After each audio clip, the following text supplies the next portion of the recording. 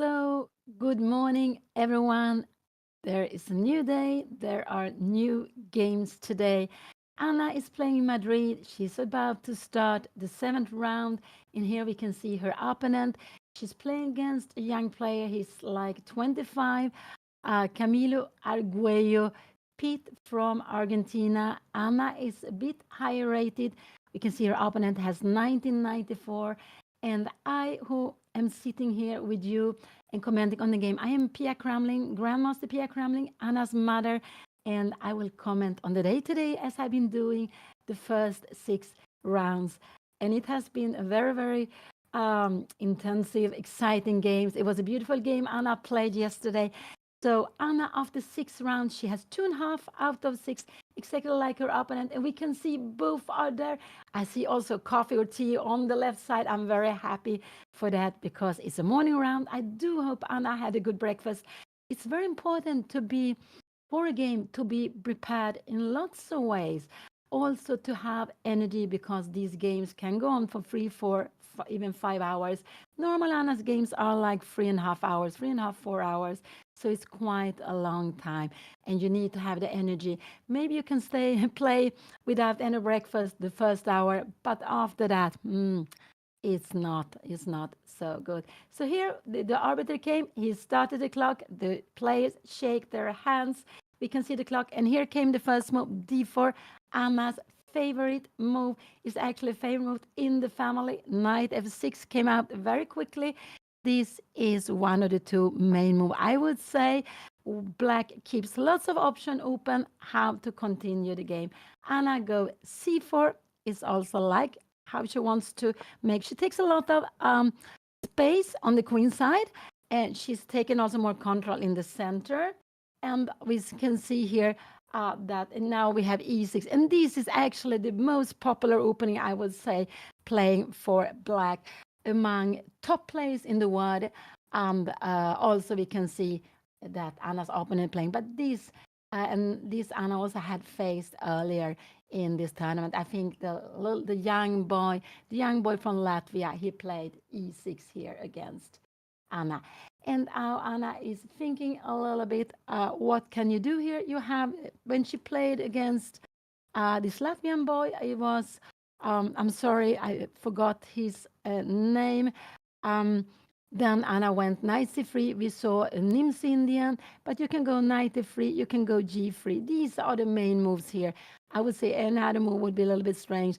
And it's also a little bit, we have this rule that it's normally good to develop the knight before the bishop. So knight c3 or knight f3, these are the moves I would expect Anna to play. One of those. Oh, out with the knight. And we know the knights are better in the center.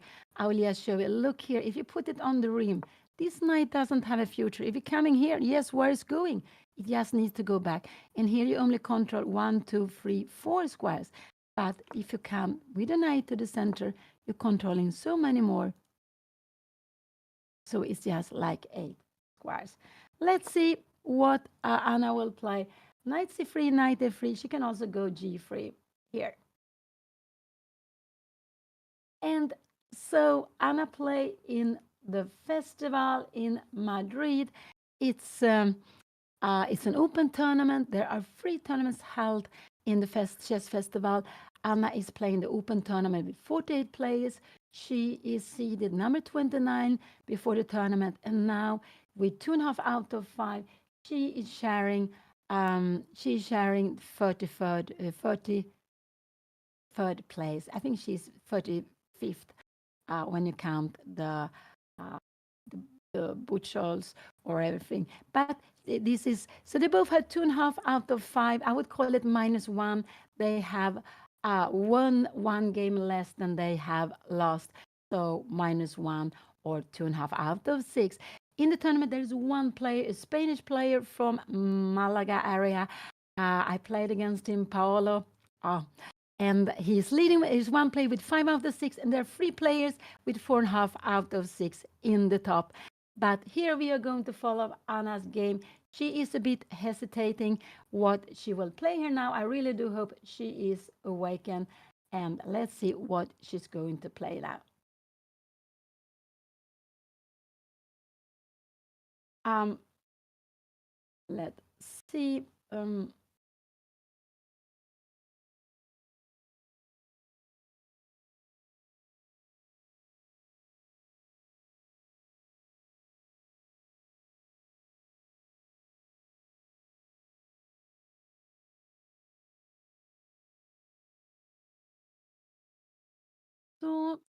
So here we have this very, very, very common position. Anna is taking a little bit of thought. Her opponent is just getting up, maybe to have something more to drink or to look at some games of a friends or maybe go to the bathroom. It could be, yeah, lots of different reasons. But you can see that when you're playing, when we're playing chess tournament, we have a big playing area. We are allowed to walk around in this area and but we shouldn't speak with other players during the games. And we can see there are some chessboard behind Anna, and that is from one of the round robin tournament where there are 10 players and they play all, play all.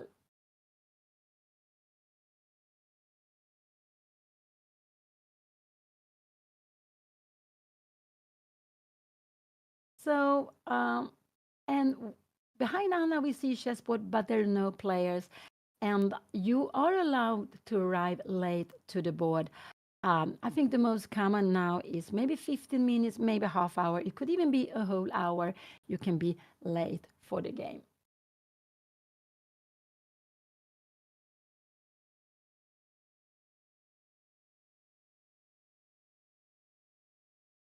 And during some time, we actually had a rule that we had to be at the board when the game started. If you were not at the board, you would lose it. It was like, I think it was in the Olympia 2008, we played with that, but they just realized you cannot have it so strict.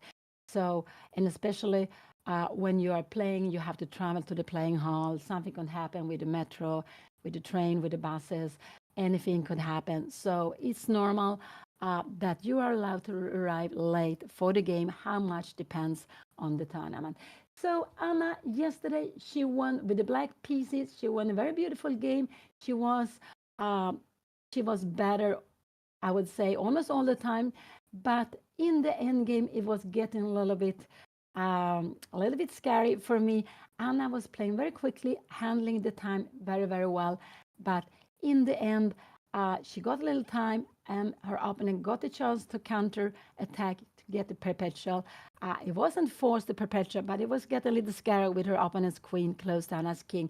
But in the end, Anna won, and it was just a very, very, I would say, beautiful game where Anna played lots of very good moves, and which I was very happy to see. She found a very good plan.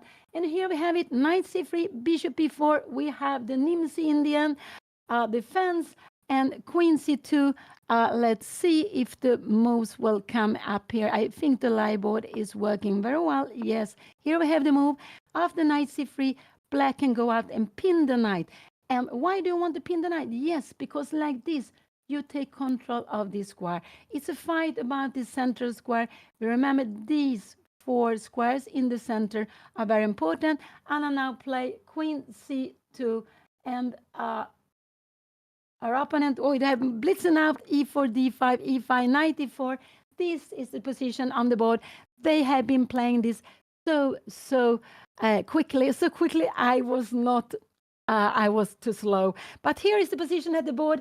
I can see it, and I can see it very well.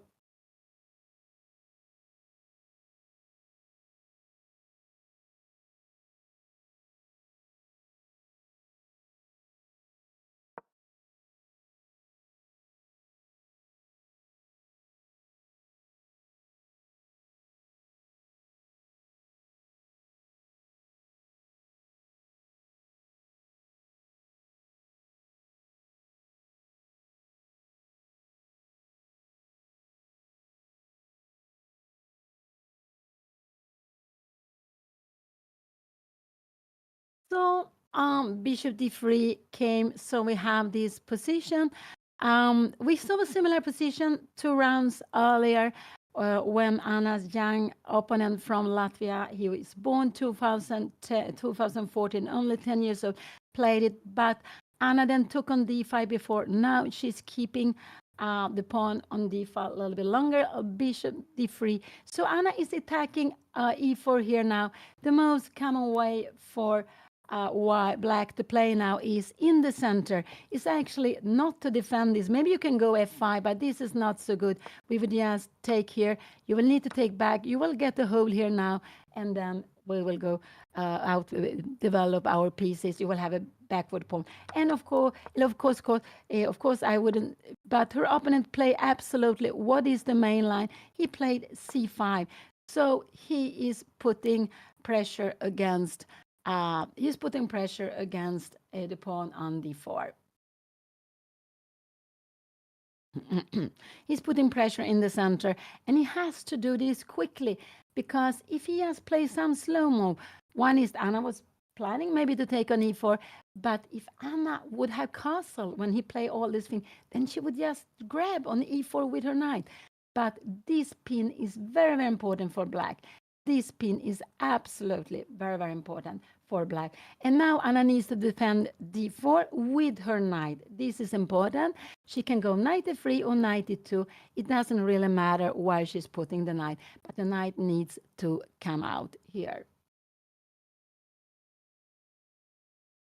So now it's they play morning round today because they're going to play 2 rounds. So round number 7, they are playing this round now, and also round number 8 will take place. They will start the next game at 5 o'clock p.m. CET time. So here we have this position, very, very common position in the Nimzo Indian. You could play a different way with Nimzo Indian, but Anna, she went for putting the pawns in the center. And what black do then, he very quickly has to act against Anna's center.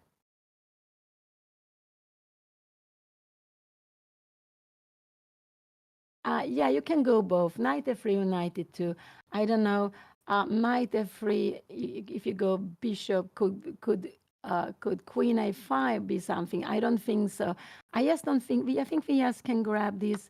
I'm just wondering here, maybe we go rook b1, and we have threat against h7. This king, you can see only the rook is close to the king, but we're going to take, if you take here now, actually this could be a mistake. You would actually lose a piece. You see the bishop is not losing the piece, but maybe bring it in. But I guess we will just take king here, and we will just try to bring in. And now we are getting to have some threats like bishop h7. This is actually very, very bad for black. So queen a5 is not the right. If Anna go out with her knight, which she should do, and it's also important to defend with the knight, because if you go out with the bishop, you will take here, and we will go knight c6, and we are challenging this bishop. It just becomes wrong here for white. So this is why after c5, putting pressure on d4, we need to go out knight f3 or knight e2, one of these moves, just to defend. Because if you go here and you go here, if you go now knight c6, we could absolutely just grab it. This would be a mistake. So knight out with a knight is what is the most common move to play here for and here it came. Anna played for Anna for white. So it's early in the morning, but let's see. Knight f3 came here. So this is just very, very typical. And if it was Anna to move, she would go castling. Just need one more move, castling, and she will grab on e4 with the knight. This is the piece she wants to grab to take on e4 with. It's with the knight, not any other piece, because she wants to keep the bishop, and like that you can see the queen here and the bishop here, they are looking at e4, but behind e4 they are looking at h7, and to lose that pawn would actually mean, one is that you lose the pawn, but it also would make the king side much weaker. So that's the pawn that black doesn't want to lose at all, and this is why this bishop queen stands very well here. Also the queen, knight f3 was played. Also the queen is important. You're looking at e4, but you're also defending c3 here.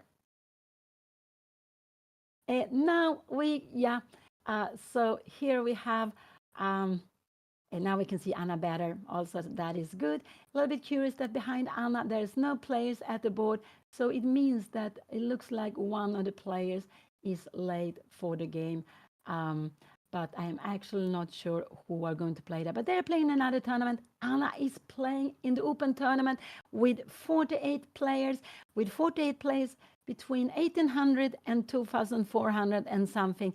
So it's quite a wide gap, but I think that is very beautiful. And I remember when I played in this very nice Gibraltar Chess Festival, which was going on for 20 years, and you had players from maybe on 1300, 1500, maybe there were players unrated, and you have also the best players in the world playing there, and they were all playing in the same group. So the tournaments are charming. Closed tournaments are charming. Closed tournaments are maybe making it easier to make a norm. You have to play well, of course, but you will at least get the title players to play against. So you have a chance, but of course you have to play well. You have to score points. When you play in open tournaments, only after a round is finished, the pairing will be made. And even if you are scoring well, it could be that you are so unlucky that you don't play with the right title players, or that your opponent doesn't have enough rating so you can perform to make a norm. But both tournaments are very charming. In an open tournament, only before the round, some hours before the round or the evening before the round, you will know who you play against. In a closed tournament, when the pairing is out before the first round, you will know your opponent, the colors, every game. So here we can see that there is a player behind Anna, and there are lots of other players behind Anna. And here we see it was Leva Roseman who is late for the game. Maybe traveling, getting to the play hall is not always so easy. But he was not too late, so he's going to play the game. He will not lose on time. But of course, we need to play with clocks. Without the clocks, the game could go on forever and ever. So that's why we are having the clock. And if you don't have any time left, yes, then you lose the game because of the clock. So it's important to play well as we can. We do our best, but don't forget about the clock. Anna's time management has been very exciting, I would say, too exciting. She has used a lot of time in many games. Yesterday, she was playing very, very quickly. Only in the end, in this end game with we had knights, we had Anna had a bishop and queen on. She was spending a lot of time and actually went down to less than 10 seconds. But the clock is so important, and it makes it more exciting, of course, when we are playing. And they are playing in Madrid with classic. It's a classical tournament with classical time control, but they only have 90 minutes for the rest of the game, and they get 30 seconds per move. And I say only have 90 minutes sounds like a lot, but when you sit at the board and when you start thinking, the time is running away. After a game, it's very difficult to realize that you've been playing for 3, 4, 5 hours. The time is just running away when you are focusing so much. So knight f3 was played. Here we have, and this is still a very well-known position, played a lot of times. White has a beautiful center, but we can see how black is striking back in the center with d5, with c5, all of these moves here.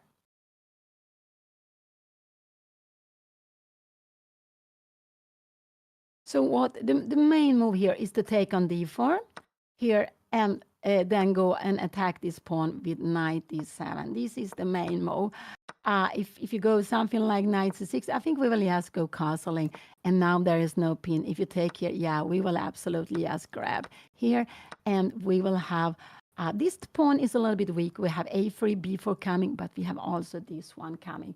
So if you go something like h6, I think we will go a3 here. We would go b4. Maybe we can also play something different, but maybe just b4, planning bishop b2 and trying to take take the pawn. We could also play actually a move like queen e2 when we have a plan, moving back the bishop, putting the queen on e4, and we want to play against the king, because after moving away the bishop at c2, we go with queen here, and we would look at the king side. So, but this is very far away. So knight c6 is not a good move in this position. It's not such a good move in this position. Has her opponent played? No, he is a little bit thinking here. And this is actually what they have been playing quite quickly, I would say. They have made, Anna has made her 8th move. It's her opponent to play. They have used like 5-6 minutes. And but when it's a morning round, normally the moves comes it's slower. You need to wake up. You need to have had a very good breakfast before the game. Mm. It could be, I'm not sure. It could be that her opponent, yeah, he's sitting there. He's sitting there at the board. So it's not that he has gone up, but he also wants to take a little bit of time. What are the moves we could consider? Yes, one is take on d4. This is one. We could consider this, but this is not such a good move. Could we go maybe knight d7? Could also maybe be possible. And but I wonder if this could actually be a mistake, because castling, and now when we take on d4, we will take on e4. This would absolutely be very good, because we can see these bishops putting threats on h7. This pawn is very, very weak. If you go something like this, we will just push this back. Probably we can go, and we could even go rook d1, and we will just go and pick up this pawn. So it's quite important for black. If you go something like this, maybe we will go, maybe even queen e2, and we have a little trick. I just want you to see that we always should look up for the checks here. Black has taken a pawn, but look at this. If we get away with the bishop, if we win the queen, so we have this, and it's a check. We always have to look for the check, and when it's taken here, we will win the queen. So when we calculate, because in chess we need to calculate a lot, we always should start calculating with the forcing moves. And the most forcing move, this is the position at the board now, are when you do something with checks, then you have to stop the check in one way or another. And here it came, take on d4. This is absolutely the best move black can play. It's necessary to play this move, because otherwise Anna go castling, and she would have taken on e4 with a knight. So that was a must move. And Anna now only she has a must move, and it's to take back with a knight on d4. There is nothing else she can do. And here it came also quickly. And now again, her opponent will need to play a good move here. So he has to take time. He has to take time. He has to use the momentum. And now, before Anna goes castling, he needs to put pressure on this pawn. This is actually very, very important to do. This would not be so good, because we would actually take here now, and we would absolutely take it. And after a move like this, I think we will just go bishop f4. We have lost the pawn, but we have lots of activity here. This will absolutely be very good for us. We are threatening take on h7, bringing up our queen. No, you don't want to play this. If you go something like that, I think we start with rook d1. Yes, to get away the queen. Maybe we can even make, and we can just give like this, and we can sacrifice. I don't think to take this pawn would be so wise. This looks very, very scary for black. White will try to bring in a piece here. Maybe we go rook e1. You need to go knight e3. But I just want to show in a position like this here. We can see without the h pawn, this is a tremendous threat. This is just very, very good. So having an h pawn is very, very important. So, this is far away, but I just want to say we have this position that is very important here to play in the right way. Very important to play in the right way, both for white and black. So it's a bit of sharp position. You need to know what to play here. So now this would absolutely be a mistake. We would just grab the knight, and we would be going castling. And even if you have like this, yeah, we go back and remember h pawn is falling. We will take it. We will be so happy to take it, because we win a pawn, and without the h pawn, the black king becomes so much weaker. So that is not a good move for black to play. Black needs to go knight d7, I would say. You can go f5 also if you would like to. F5 taking, can we take queen takes f5? Then we would just go bishop e3. Are there some danger with a move like this? No, I don't think so. We will go knight b5. We have d4, but we take on e4. If you take here, I guess we can go long castling. We can maybe even go short castling or just taking back. And we have so much activity with our pieces. This is absolutely fine here to play. So let's go. And also this queen is very important, defending f2. And we are going to go long castling in that next move. So this was very, very far away. But this is the position. Here we have it on the board. Her opponent is taking time. So what could we consider? These are 1, 2, and 3 move, but the best is knight d7. You want to take e5, but you don't want to allow white to change nor knight. This is different. If you come here, white, you put pressure on d4 also, you threaten to take it. But now white has the time to take. And finally, white get this castle and now threaten to take on e4. So, but going that way, you cannot take away the knight. You will need to defend the pawn. And you can do it in 3 different ways. But let's see first what her opponent will play here now. So this position, so I would say 1, 2, and 3 moves. These are the moves I can see. Queen a5. Now we will go castling. What can you do? And if you take like this here now, we actually have this. We can take back, but we also have an in-between move if you want to play like this. But we can take back. If you go queen, take c3 here now, I think we can take here. If you come here, you will look. We give a check, and we are going here after this. Have you seen the queen is, no, it's not trapped. I thought it was trapped here now, but we are going, I don't know, maybe we even don't play it now. Maybe we start with bishop e3. Oh, I want to go bishop e3, of course. We go, yes, bishop e3, and the queen is trapped. You see, I'm not awakened here. So, so queen a5 is a move to calculate, but it's not a strong move. It's nothing for white to be scared of, because even if you go here, you put pressure. White has also pressure towards the king side. So you just go castling. You could play some slow-mo, but it's not important. You need to get castling. And when white has castled, finally this knight is ready to get into action, and it's becoming a strong piece. But being pinned here, it cannot do anything.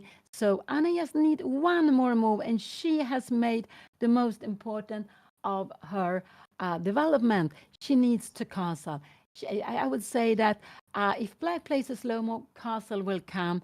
And so this is really what she wants to. She would have wished that she could have castle, but of course there was no time for that. So the moves to consider is, of course, this is the main move, 1, 2. Also to look at here, because we're taking a piece, we should always calculate everything where we are, which are forced. And first I say checks, the next is to take pieces, after is when you make threats. So this is why also queen a5 is a move to look at. And yes, because we are putting pressure on c3, we are having threats against c3. And knight e7 came here now. He spent some time, but this is absolutely the best move. He's putting pressure on e5, and now Anna has 3 ways to defend. She can go, one is if she wants, she could take on d5 if she wants. Her opponent will need then to take back. She could do that, and she could take here on e4, but that would not be a way of defending, because look here, we have knight e5, you cannot take it, and we have rook e8. So that would not be so good. So in a position like this, Anna can play, she can play in 3 ways.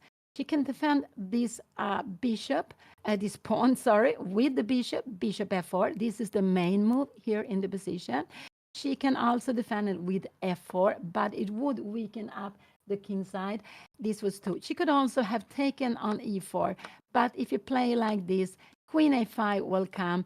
White will grab this e5 pawn. It would be about, but it's possible to play. It has been played some games, but it's not so popular because it's very equal very quickly.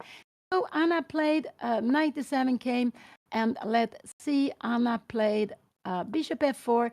This is the main way of playing here in this position. She is so now she has brought out all her pieces. If it was she to move, she would absolutely go castle here. She would do that. So this is the move that she's missing. If she just could have castle play, yeah, she would take on e4. It would be fantastic for her. But there is still one move missing for her.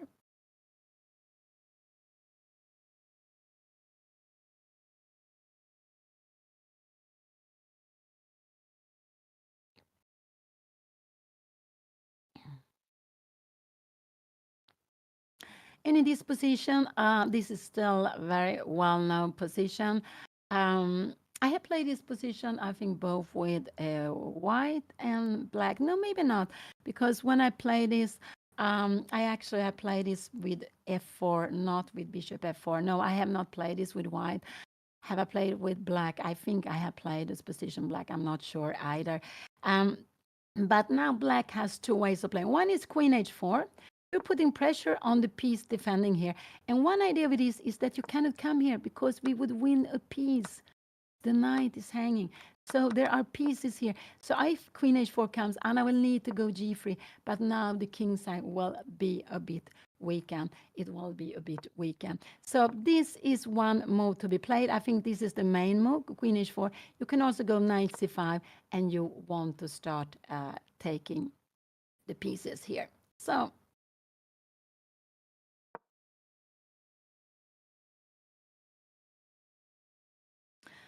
let's see. Here we have the position. It's like this.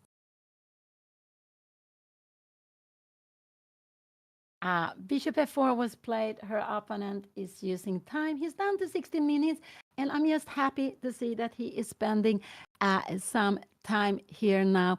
Anna has been playing quicker. Like yesterday, she's having more time than her opponent, and that is nice to see. And here we have a very, we can look at the pawn structure. It's not symmetric. White has a pawn on e5, but black is putting some pressure on this pawn. And making a move like queen c7 now, this would be very slow. I think we just go castling here, take, and if you go knight takes, we will just maybe actually we can take on e4, but this is a pin, but maybe just bring a rook to e1. We see there is a heavy pin here. You need to go some f6 move, and I don't know really what to do. Maybe we can even go c4. We are putting so much pressure here in the center. So this, I don't know what, but this looks getting to looks nice here. So we're not scared of playing anything like queen c7 to put pressure. No. So let's see. This is the board. This is the position. Yeah, I expect your opponent to play one of these moves: knight to c5 or queen h4. Queen a5 now. I think it's just the same. We will always go castling. We needs to go here. And if you play like this, queen takes. We will take here. I don't know. Yeah, maybe this looks good here. And maybe, yeah, here we can go here and we can go maybe rook d1 and we will take, no, you take the bishop. So we will need to play a position like this. I'm just wondering how is this. This is probably fine because you see that this scary, you can't go be here. We will actually get a very strong attack here. So here we have only 2 pawns, but there the king is very weak. And if you try to get it away, I will just show this mate, which is so. But this would be very dangerous to play. So now he play what? Has he played? No, he is moving at the board. So he hasn't played yet. And let's see, this is the position. Bishop f4 came out here now. But knight c5 or queen h4 are the main move. You cannot do anything like f6. I think we just would grab here. Queen a5, we would just, what can we do? We can take here. Are we scared of anything like this? No, this is getting crazy. I have no idea what is happening here now. Oh, we have lots of crazy things, but maybe just going castling. Everything is hanging. This knight doesn't have so many good squares here, but we are actually going to go for the mate. If you go here, we will just go we have Queen G7 mate here. So this was very, very far away. But no, you cannot leave.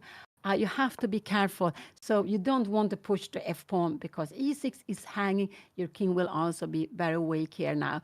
So you could take on C3 also. So the moves to consider are Queen H4, I would say, Knight C5, and taking on C3. You don't want to take this way because we take him back, hitting the bishop, and we have pressure against H7. So if you take on C3, it would be taking with the bishop to play a position like this. This would be the way. So I think these are, sorry, this is the position. We have it on the board. I will put it on the live board. So we have these beautiful brown, warm colors. And her opponent is spending time. I'm so happy to see that he's taking the time while Anna has been playing quicker, because later on this time can be very important. We have seen that it's so important to have time during the game. There are many critical moments where you like to spend some time, and so you will need it. And they are playing quite a short classical game with only 90 minutes for the game plus 30 seconds. And getting extra time per move, it's just something very important, something I'm so happy for. It didn't exist before we got the digital clocks. And I remember when we started with the digital clocks in Sweden, we started to play with them in the 90s, but we still kept on playing without extra time. And that was very strange because one of the reasons playing with digital clocks is, I would say, to get extra time. Also, you see exactly how many seconds you have left. With the old clocks, that was not possible. And you knew more or less how much time you have left. And you knew when it was 1 minute because we had a red flag on the Swedish clocks, which was going up. But I could never know if I had 10, 20 seconds left. It was just very, very stressful to have this red flag going up when I still had moves to do before the control. So bishop f4 came out. The pawn, the bishop, the pawn on e5 had to be defended. And we remember these pawns in the centers. These are the 4 centrum squares, the most important squares. And it's a big fight about to keep control in the center. So this pawn on e5, Anna couldn't give, only if she got maybe the pawn on e4, because it's such a huge pawn, such an important pawn here in the center. Yeah, Anna's opponent is using more time. I'm so happy to see that. It will be very exciting to see Anna's time management. But I know I'm also a slow player, so I have actually lost several games because of time during all the years I've been playing chess. So the clock has not been so easy for me to handle the clock actually also. So let's see what will her opponent play. But the moves I can consider is Queen H4. This is the most popular move. This, I would say, is maybe more the old move to be played, Knight C5, putting pressure here again in the center. And then we also have, then we also could think of taking on C3, but only if you take on C3, only with the bishop, because we want to keep this diagonal closed. So white will not get the pawn on h7. And also, if you get the pawn, you get it with check, which is very important. So these are the 3 moves I would consider. Anything else, Queen C7, Queen A5 is too slow. Anna will just, even here, she will lose E5 pawn, but we will kick you with Knight B5 first. We will get this beautiful square. No, this is not a move to be played. Absolutely not. So, yeah, so these are the 3 moves I expecting one of them to be played. Something else I just would feel would be wrong for black.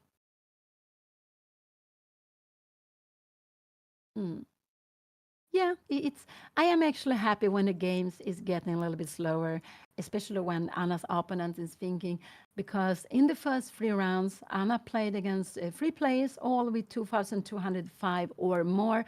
They were all higher rated than Anna, but they were also all speeding out is playing out their moves very, very quickly. So Anna was under pressure on the time from very, very early on. And but here we can see that the players take more time, and I would say that the last four games, here it came knight c5. This is the old move to be played here now. Let's see what Anna will play. I guess castling is what she has to do. I think actually this is what she has to do. This would probably be a mistake because you have d take c4, and now you're better because it's defended. So she needs to go castling here. This is very important to castle in this position, and she also needs, of course, to feel the position. And castling, yeah, short side, because you don't want to castle alongside now here. You will get, after this, you can see how weakened your king side here. Bishop d7 would be coming, threatening, putting the bishop at a4. So on this, here, you want to castle short side. Here you can see the pawns are standing very nicely here in front of the king. They are standing very nicely here, so the king will be safer. So you want to castle short side in this position. Yeah, you want to expel the knight. So actually, you cannot do it now. You need to go castling here. We're not really so scared that you take here now, taking back here. Now we threaten take on e4 and to play a position like this. Yeah, you can do this. This is absolutely fine, but you cannot take here. We would take the knight. That would be gone. You can come here. We will go, I guess, maybe we go queen g3 with the plan that if you take here, we have bishop h6. And we would, you have to be threatened mate, you have to come here, and we can, maybe we can start with a little move like this, or we can just take on h8, f8. We will have an exchange more. Black will not have so much compensation for that. So yes, castle is absolutely what Anna needs to play in this position, and she needs to go castle short side. So.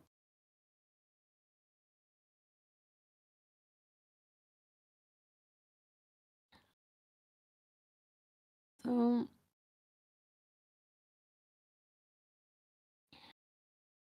knight c5. So there, and now the plan for black is to take. The plan is to take on c4. But actually, black is threatening to take on c4. So Anna needs to go castle, because if you go castle and you take on c4, we will take on e4. This, and after queen takes, we have the check here. I guess we will go. We can even go knight e2 to win some time. You will have to go back. And after this, oh, we even have some. We can go queen c4, because if you take our bishop, we will take here also. So this is very, very far away. But castle is absolutely a must move in this position. She can also take on d5 if she wants to. But otherwise, castle is what Anna should play here.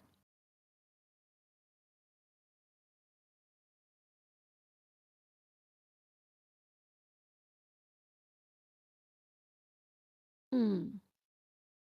Yeah, her opponent has spent some time, but it's still okay. They have made 10 moves each. This is absolutely okay. This position to be played, absolutely. Um, uh, uh, so it's absolutely, it's just a very, it's a well-known theoretical position. And of course, her opponent didn't know what Anna was going to play. Anna didn't know what her opponent is going to play. So you are spending some time. And also when it's a morning round, the moves comes a bit slower.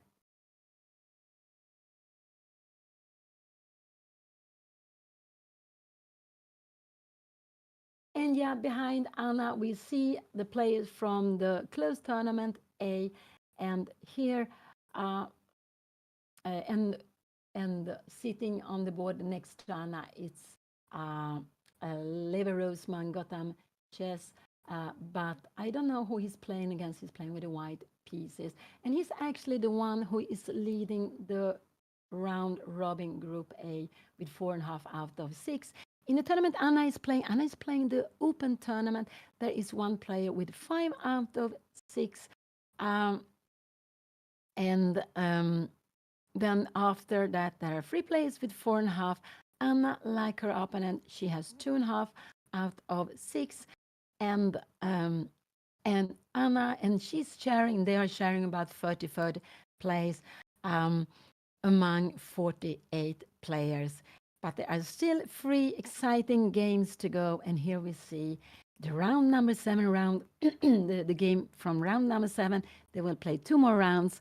And the tournament will we will finish tomorrow. Tomorrow at midday, the tournament will be finished, or all 3 tournaments, because there is this open tournament, but there are also 2 closed tournament playing at the same time. So there are around close to 70 players playing all these 3 tournaments.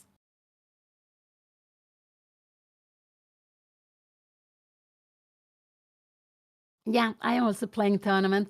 I am still quite active with playing tournaments, and it's because I enjoy competing so much. This is what I've been doing during so many years. So I still play tournaments. Yes.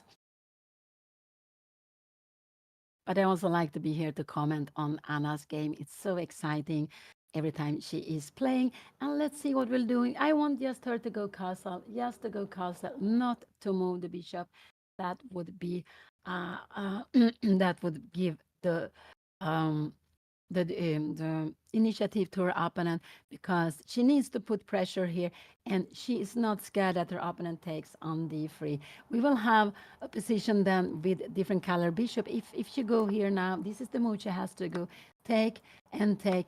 And if you take here, this is absolutely fine, because this bishop is not sacked. You can go a move like b6, you're threatening bishop a6, but we take here, and after this we can play some plan with a4, a5. It's absolutely fine to play this.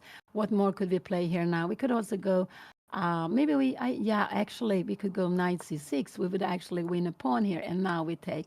And the idea after this, we can take here. If you take here, yeah, we will give it check, and we will get it back. This will be about equal, I guess. But in this position here, maybe this is the easiest way to play, and we have a position like this.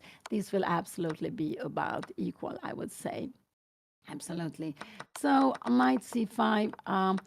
I'm just wondering here. Yeah, castling is the. I would say she needs to go castle. She can take on d5 also, but this castling. Are we scared about this taking here? I'm just wondering here and going b6. No, I don't think so. Maybe we should just not take the pawn and go rook e1. Now we are planning c4. No, we're not planning c4 because it's a pin. Um, yeah, maybe this. Yeah, we are planning. I just want you to see. After this, we're going. Yeah, we can also go queen e3. We can do other things, starting to play f3. So actually, rook e1 is a good move. Bishop b7. We will have knight a5, knight e6. So this is actually a little more pleasant for white to play in this position. And this is why castling is absolutely the move Anna should play. And let's see. It looks like she's on her way. She looks at the king side. Will she go castling? I do hope she will do that. I really hope she will do that. Oh, it's so exciting. Oh, when it's Anna to move, and when it's a position where it's very important what she do, and she play castle. This is what she had wanted to do for a long time. She needs to get this knight into the game. It's in the game, but it was pinned. And then we could see the strength of the Nims Indian here. This bishop has pinned the knight. So this knight was not possible to move before. And here it came, she castled. It was, I would say, a must move. Normal, there were 2 moves she could do. Consider take on d5 or castling, but it's quite good to keep the pawn on d5, because like that, this is closed. You give him more options. We can see that this would absolutely only favor Anna. You're not losing a piece, but we saw this before. This is just it's almost winning for white. So you're not scared that this pawn will taking here on c4. Also, if you take like this is not possible. We will grab the knight. So this is why I like the tension to stay there. Remember this, that when pawns are standing in front of each other, pieces standing in front of each other, sometimes we want to exchange them, but we should always also think of, could it be a plan to keep the tension, because it could be that is better that we let our opponent exchange pieces. We are getting a piece to more active square. So this is something which is not easy to know when we should keep the tension or when we should just exchange the pieces who are standing in front of each other. So yes, Anna has 2.5 out of 6, exactly like her opponent. She's playing against a player from Argentina, Camilo Arguello. Pete, I hope I can pronounce it correctly. He is so Anna has played against a player from Venezuela, a player from Guatemala, a player from Argentina, a player from Latvia, a very young player from Latvia. He was born 2014, and she has played against free players from Spain. But you can see very, very international. And here it came Castle. It was a very good move. She needs to put her king into safety.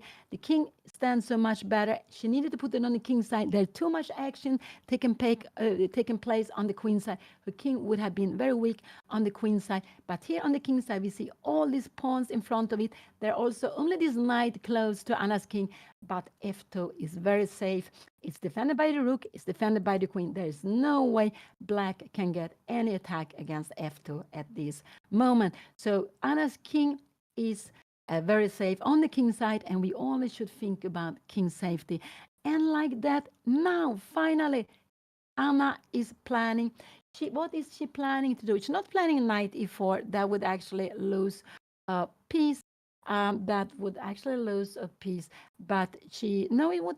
She would have a four. Yeah, she's that will lose a piece. But she is planning to start maybe take on d5, uh, putting a rook to d1. So she is planning to make some actions here in the center. So let's see if we make a little slow move here. I guess we just bring back our bishop and we stay with the bishop. So this is maybe the next move. If our opponent doesn't take on d3, we will go something like bishop e2 here. Yes, to stay with the bishop. So, but she's not planning to take on e4. With a knight, because that would actually lose a piece. I just want you to see this would be a very big mistake because you have queen take e4 here now, and the queen will not be trapped. So let's go back. Here we have the position. Anna played castle. This was the last move. This was a very good move, also a very natural move to put the king into safety and to get this knight finally into action. You're not planning to take on e4, but you can use it. It's not pinned any longer. So maybe the plan is to move away the bishop to put the rook on d1 to put pressure here in the center, or move away the bishop and then to take on e4. These are maybe the plan for white to play here. And what can black choose from? Of course, black can take a lot of pieces. You can take on d3. This is one move. You can take on c3. If you take on c3, you should take this way. Can we take? We can also take like this. And now take here, queen takes. But this position, even if you have a bishop pair, this will be more pleasant for Anna. And if you go b6, we have this. Maybe we can go queen g3, but we have also a square on c6. Normally, you don't want to play a move like that. This would be just more pleasant for Anna. Even if black has the bishop pair, but Anna has an active knight on d4. She can also, this bishop could be used to play against the king, actually, if the queen comes closer, standing in front of the king. So here we have the position. I can show it, but maybe a little bit later.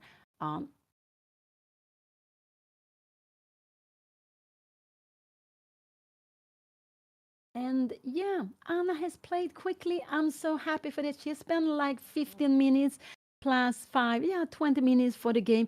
And that is very good that she has played this so quickly. She's playing more determined now.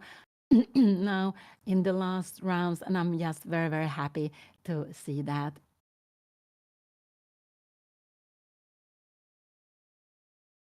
While her opponent is taking time. So what can he consider? Of course, he took on d3. This was one of the moves to consider, absolutely, but nothing to be worried about. Nothing to be worried about. It will be a quite solid position here. Anna has only one move to do, and she did it quickly. She took it back, and now he will absolutely. Now Anna is threatened to take on e4. He will grab on c3. but he needs to grab it with the bishop. If he grabs with something else, it will be wrong. And b6, this would be a blunder because we have knight c6, and now you're getting problems with the bishop. After, you can threaten this bishop, but we will just defend it, and you move away, and we will win this bishop.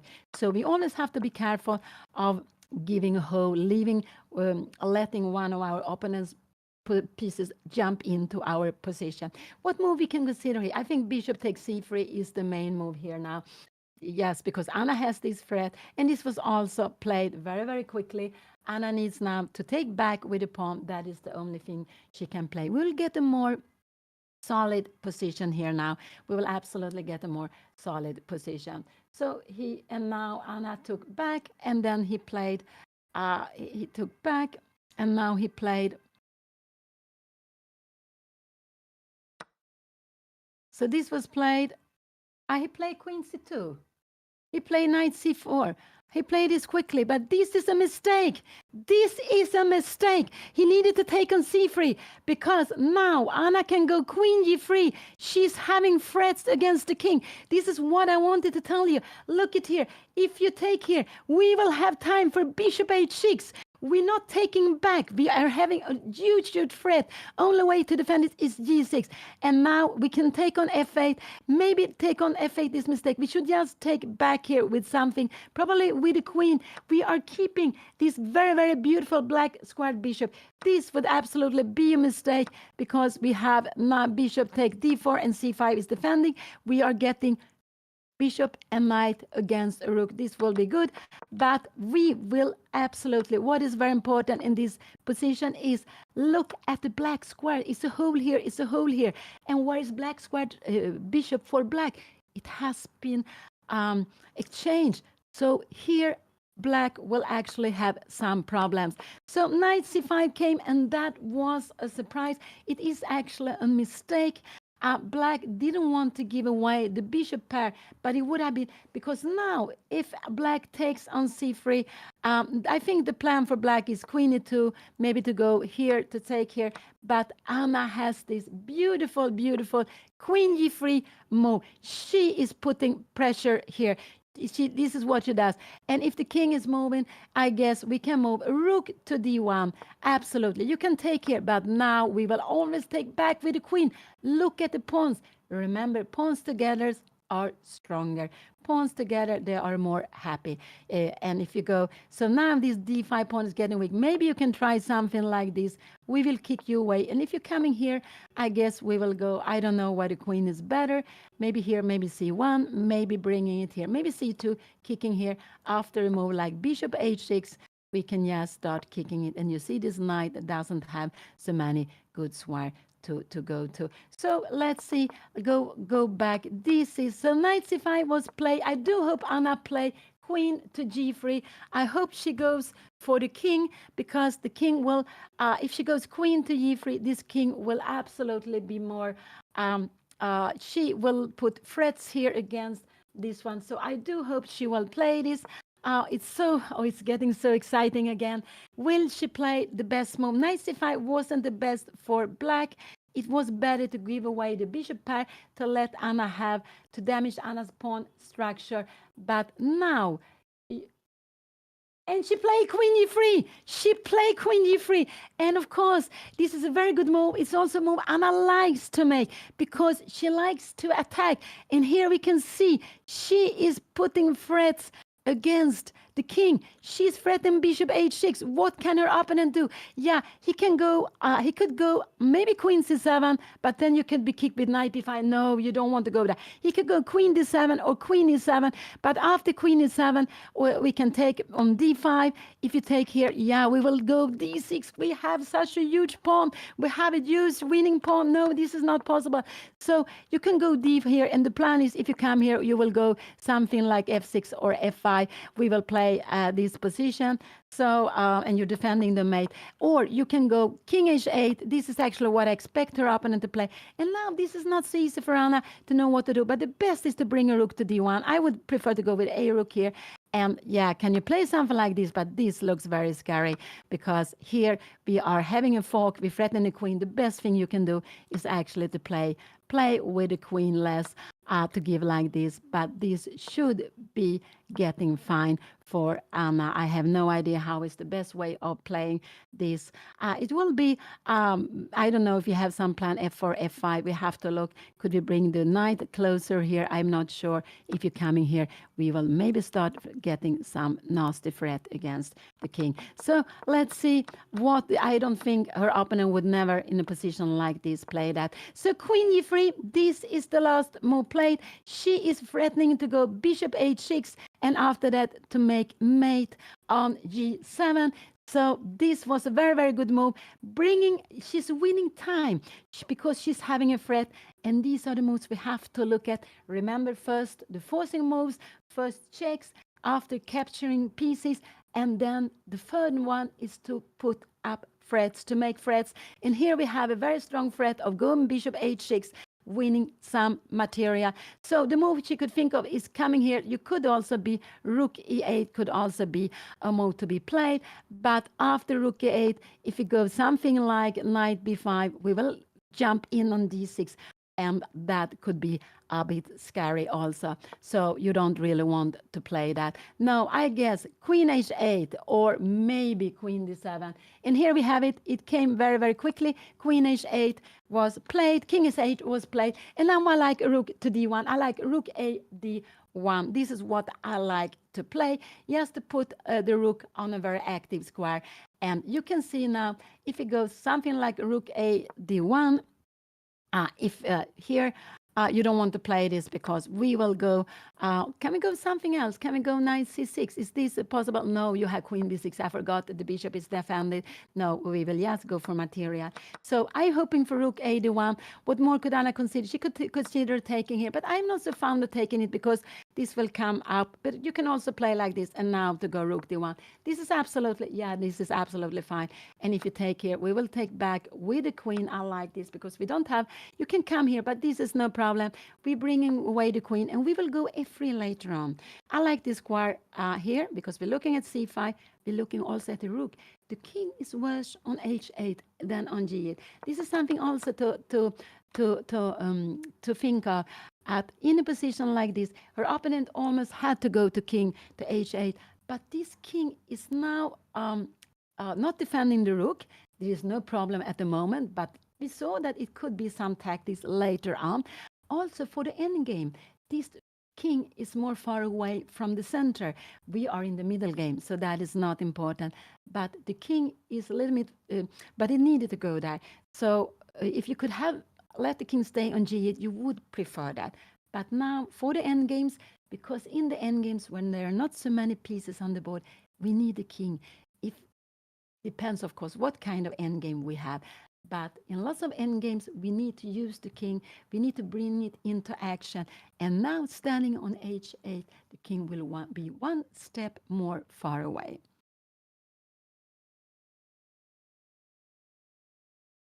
Now Anna is taking a little bit of time. I hope she will do that. What will she play? The moves I am considering is taking on d5 or rook d1. What more can she do? She could go rook f d1, but I don't want it. I prefer this rook to be on d1.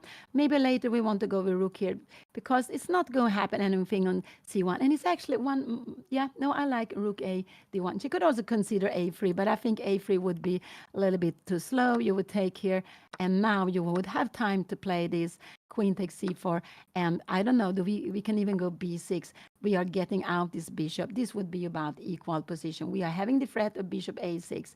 We can move the rook to fd1. So I would expect Anna to play in this position. Take on d5, rook to d1, or rook a to d1. And which rook to go to d1? I prefer the rook a to d1 and put the other rook here. And because now we remember b6 not possible, we have knight c6, so it's not possible. And if you take here, and now you go b6, we will start probably, yeah, we have been looking at this. This knight will become just very, very, look at this. And if you take him back, we will probably have queen c6. After bishop a6, we will just go here, I think. And after rook c8, queen take d5, and the bishop is trapped. Oh, it's not trapped. You have still one move. You have rook c5, but we will just bring here, and we will just bring in all our pieces. This would be crashing here for white. So that's what I like. I like a rook to d1 because look here, this bishop, this done well. We don't have a better square for this one. And why I also look like this rook? Because if he wants to move the bishop back for some reason, maybe to play with the f pawn, um, if you go rook a1, this is a very natural square, and we see that all the pieces are playing together. The two rooks are connected. So this is one reason. Another reason why I like the rook a to d1. And there is a little anecdote with Ulf Andersson. Ulf Andersson is he was number 4, 1984. He was number 4 in the world. He is, I would say, the best player we have had in Sweden. Now he's not so young. He's born 51. He still plays, not so much, but he has been a very strong player. He still is a very strong player. And he also played correspondence chess. He's actually played online chess. They were sending the moves on the computer, so they had quite a lot of time. And he was going to put the rook on d1. He was white in one of these games. It was actually a very strong online tournament with some of the best, I would say, correspondence players playing in the world. And Ulf was also playing there.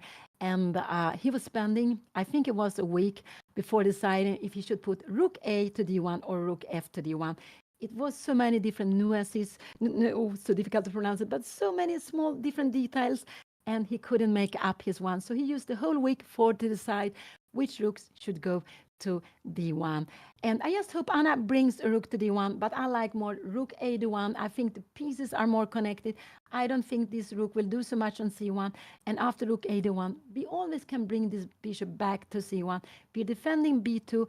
We are having all the connections because we see this bishop is a little bit hitting the wall here now. And why would we want to go back with the bishop? Because maybe we want to move the f pawn, f5. But this is something we only want to play, I would say, if we have taken on d5, so we can try to get a pawn to f5. And getting a pawn to f5 is normal. If we get it to f5 and the opponent cannot do anything, it's just something very, very strong because it's a pawn very close to the opponent's king. So, yeah, we have lots of plays in the background behind Anna, and she is now taking a bit of time, and that's absolutely fine. She's having a lovely position, but she also needs to play. Black is planning now to take on c4, and I think this is why I want to bring a rook to d1, just to stop that move, yes, to go rook d1. So I think either Anna will take on d5 or she will. And if you take on d5, I don't think her opponent will play this here, knight, queen take d5. Now, in this position, with open c line, now I prefer this move. And we are starting to having some very big threats. If you come here, we would probably just go knight b4. I have no idea where you're going. Coming here, oh, we have rook d4. We're having threats all the time. You bring in the king here, and maybe now, maybe we go b4, maybe we go knight d6. We can even go b4. When you make a little threat like this, we will just bring, maybe f3 is a good move. We're stopping the diagonal, and we have everything under control. And you see that this knight is just getting out. And here we have knight d6.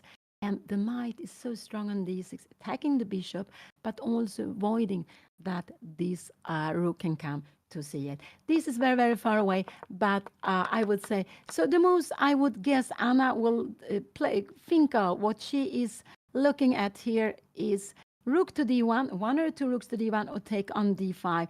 These are the moves I think Anna is considering in this position, taking with the pawn on d5 or bringing a rook to d1. Yes, it's true. Ulf was absolutely he regarded as one of the best players in the endgame. He was also many times he was second for Jan Timman because he's very good in analyzing. And it's just very, very nice when he played this online tournament. I assume most of his opponents were using the computer, but Ulf, he was actually sitting with his small chess small chessboard at his cafe.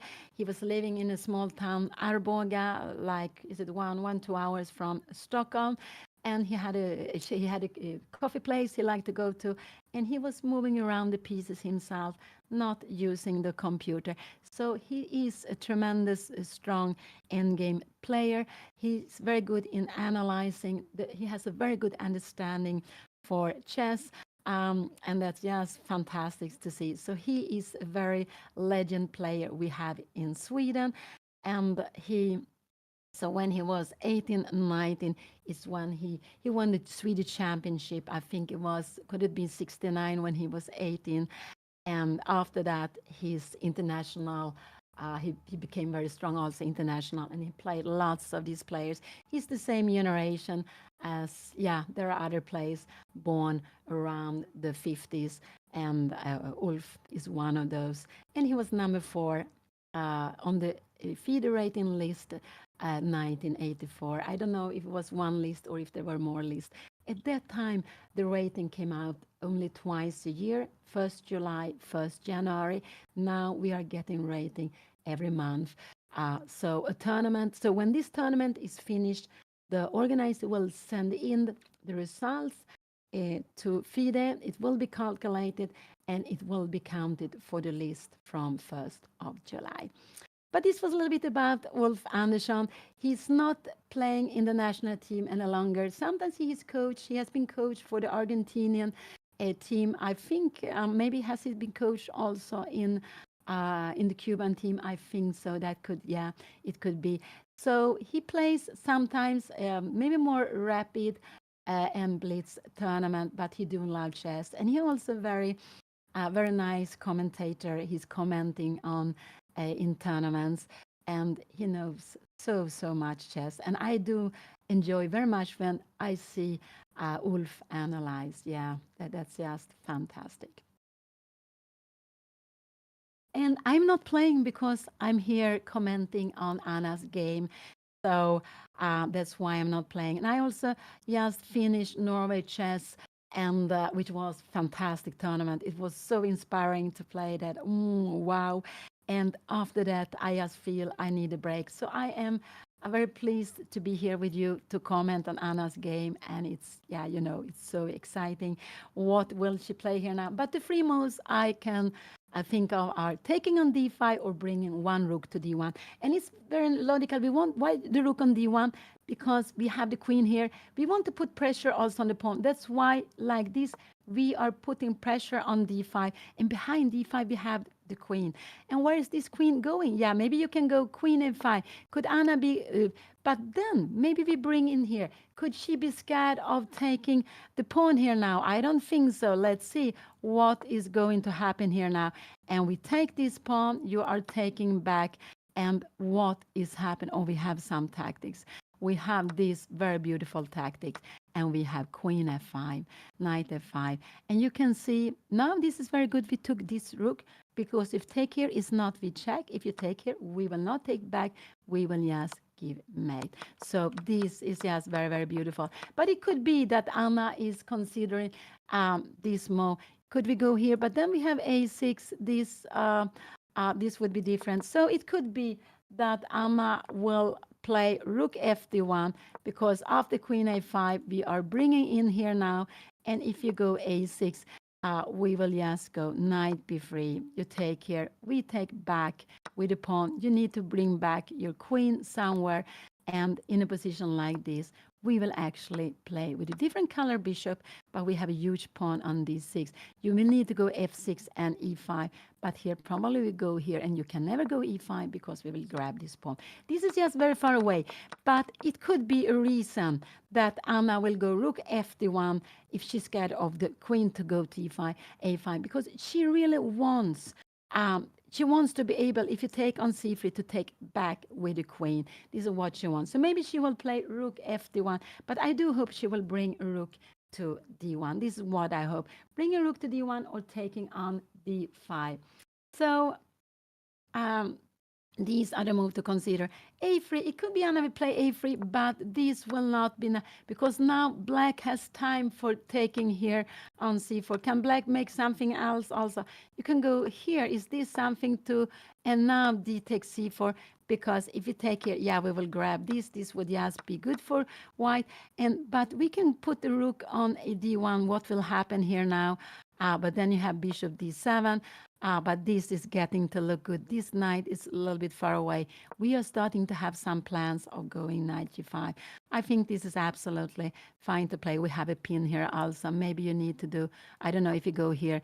We have bishop g5, bishop coming here. No, you can't go there. You need to have the pawns on black. Maybe you move like f6. But after taking here, you need to bring it back. Now, these lugs, we are coming here, we are having rook d1 coming also. Or maybe we go rook d6. Maybe we have lots of different moves, maybe even, yeah. So we have lost the pawn, but there are so much pressure against d7. This king is also weak. This knight is on the rim. So this pawn doesn't do so much. But let's see, go back. I would just expect that if Anna will probably consider a3, but I don't like this because after here, taking here, we take on c4 here and we go b6. This would absolutely be about equal this position. Bishop a6 or bishop b7. I guess bishop a6 would be coming here, and maybe we can go queen d5. We are not really scared of, are we scared of something like knight f5? No, because Anna needs to go, maybe she needs, yeah, this is, so in a position like this, I would actually go queen c2. I want this rook to be defended. So after queen d5, now we would absolutely have maybe knight f5. We will probably start with b4 and that. So let's see. Anna take time. This is nothing wrong. And she has actually a little bit less time than her opponent. This is the position. And because now queen d3 was such a good move. What will she be playing? I think actually this is one of the moves she's considering. She is surely considering a rook to d1 and taking on d5. These are maybe the four moves I think she is considering to play here now. And she has to make, she will have to make a decision here what she's doing. But I like most a rook to d1, rook a d1. Let's see if you go queen a5, maybe we can play this slow move. Are we scared? No, you will take on d5. We can also take, maybe we can go with this one. Oh, but that is impossible to play. This is actually also a good position to play, but this is very, very difficult. I would say this is impossible. So I think I'm not sure she will go rook a d1 because she's considered, because after this rook a d1, if you go knight b3, it's not the same. Maybe I don't know if you can take on. No, we cannot take on a2 this defender. But here we don't put pressure. So now this will absolutely be about an equal position taking here. And what will we do? We probably take back, but this is absolutely about equal. Maybe a little bit more pleasant for black because you have this double pawn here. I don't know, but maybe we will try to create some action. After b6, we are going, I think bishop d5, we are starting some terrible action against the king. We have 1, 2, 3 pieces here. This could be very dangerous for black. And remember, when we are attacking, and we have initiative, it could be good, even good to play with different color bishop. That could be not, it doesn't have to be bad. So here, four moves to consider. I would say take on d1, rook d5, take on d5 with a pawn, or a rook to d1. But if it's a rook to d1, rook a d1 is probably the best, but it's not easy. I think Anna will go rook f d1 if she is scared of queen a5. So I think if Anna brings a rook to d1, it will be the rook f to d1, because here, if you play, oh, sorry, this was played, this is position. King h8 was very important because we don't have bishop h6, you will just grab it. So this was a way of defending against the threat Anna had to bring in the bishop and to play against the king. So, yeah. And it could be that we will see position with different color bishops. And we saw it also when Anna played an IMSI Indian against this young boy, Ivan, from Latvia. They also had knight left and different color bishop, but it became so exciting, so exciting. So with other pieces on, different color bishop can just make it more exciting. And then it's so important who has the initiative. It could just help you with the different color bishop. And there are lots of tactics to look out for when you play with different color bishop, and also in the end games. Also, when you only have the bishops and you have someone has maybe 1, 2 pawns more, and there are so many tactics. It's very interesting to study and analyze and to play. So these are the moves I can consider: rook to d1, taking on d5, or a3. Nothing else, though, because black's plan is to take on c4. Black to move would take on c4. If Anna makes this little move, we will absolutely take the pawn here on c4. So this is what black wants to do. And this was the plan with knight c5. The plan was if Anna plays something else, her opponent would have taken on c3 and taken on c4. And Anna would have had a weak pawn structure and then played b6, threatening bishop a6. This was his plan, but Anna found this very beautiful queen g3. So she had a threat. You couldn't take here because then Anna would have gone bishop h6. So this is why her opponent needed to go king h8. And now Anna has time because there is a threat in the position that black is a positional threat.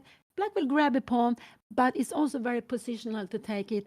So Anna needs to play against it. She can do it with the rook to d1. We put the rook to d1. You're not so keen on allowing this. But if you do it, yeah, you will play. You will have to give the queen. You will play a position like this. It's absolutely, maybe it's possible to play this because you have very active pieces. But I would say it's not an easy choice to make this decision to play this here. It's absolutely not easy to make it. Anna would need the knight to come here to create some kingside attack. It's just not enough with the bishop. So this is what she would need to have. So maybe bishop e3, hoping it comes here. And now I don't know if we could start something like this, coming here, coming close to the king, because if you're coming here, we are trying, now we have 1, 2, and 3 pieces. We have a pawn on e5 also. So this could actually be some way of playing. Maybe 96, I have no idea. Now I'm so far away, but we have bishop c5 in the end. This is just crazy. But the idea with the rook, this was played, sorry, we have this position, knight c5 was played, queen g3, king h8, and here we have the position. But I want to bring a rook to d1, so her opponent cannot take on c4. And actually, when we sit and analyze, Anna has been spending quite a lot of time here now. She has been spending 20 minutes, I guess. Could have been 20 minutes. I think so. I'm not sure, but quite a lot of time. And but it's important. It's an important moment. But we should always ask ourselves, what do my opponent want to play? What is the opponent's next move? And here the opponent's next move is to take on c4. Can I prevent it? How do I play best against my opponent's plan? And this is by bringing rook to d1, because after that, with the rook to d1, whatever rook you're going, I would probably take rook a1, but I think queen a5 is a bit scary, so maybe rook fd1 is more natural. And now when we're putting up here, you have to be very brave to take on c4 in a position like this. So this is why I like the rook to d1. You could also consider take here now, and if your opponent take back, we bring. Now I'm not sure which rook to be here. Now maybe rook fd1 is more natural because we have open up, and you're coming here, we are playing like this. Can you go something like knight e6? And we will play with the different color bishop. What is better? Take with the queen, bishop e6. And this position is a little more pleasant for white, but maybe not enough. You need to stay with the heavy pieces on board. I just want to show this. No, I think in a position like this, I think knight e6 is a good move. So maybe rook d1. This is if you take on d4, yeah. And this is why, if you go here now, you don't have knight e6. This is why I prefer to keep the pawn on c4. You don't have knight e6, because taking on d5 will actually let this knight have this square. and black is under pressure. So black would like to, let's say we bring it here. Black would like to play this position because, okay, we can go 92, but yeah, this we could do. This is a way of keeping actually, but maybe b6 is coming. I don't know. Or maybe queen a3, avoiding bishop b7, and we can play a position like this. This is absolute. And probably here, now we have some plan f4, f5. Probably black should do this, but this is just, and we will take with the bishop. We want to keep the knights. Yes, and if you go something like queen d5, I guess we will go f3. If you put the rook on d8, I don't know which rook we are going with. We have knight c3. Everything is defended, and after we will bring away the bishop. So let's go back. This is very, very far away, but let's see what Anna. She's down to 50 minutes. So now she has less time than her opponent, but this is what happened in the game. There are always moments where you feel you need to take the time. You want to feel what is the position asking for, and so this is why Anna is spending some time here now. Queen g3 was very natural for her, and I'm very happy. She wanted to play against the opponent's king. But when her opponent defended against Anna's threat, now she needs to think of uh, what. Thank you so much. What now she needs to think of what is Black's plan, and Black's plan is to take on c4, because if you take on c4, let's see, we do something not, we take a, first we win a pawn, but we also have b6 come out. We see this will be a very strong bishop here when it comes out. You will take on c3 and after go b6. So, so no, you don't really want to allow this. You want there to be a prize if you take on c4. So, yeah. So either I will expect Anna to go, yes, a3, 1, rook to d1, or take on d5. These are the four moves. Yeah, I told you lots of times.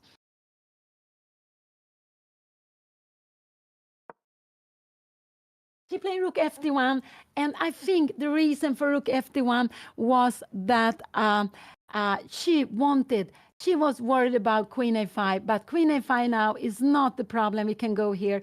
We can also go knight ce2.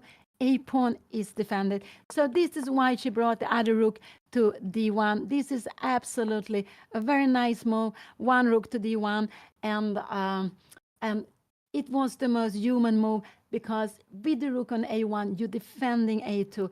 She is never now worried about anything coming to a5, anything, I mean, the queen coming to a5. So now we rook d1, very, very nice. She spent some 20 minutes, but I think it was good to do that, because the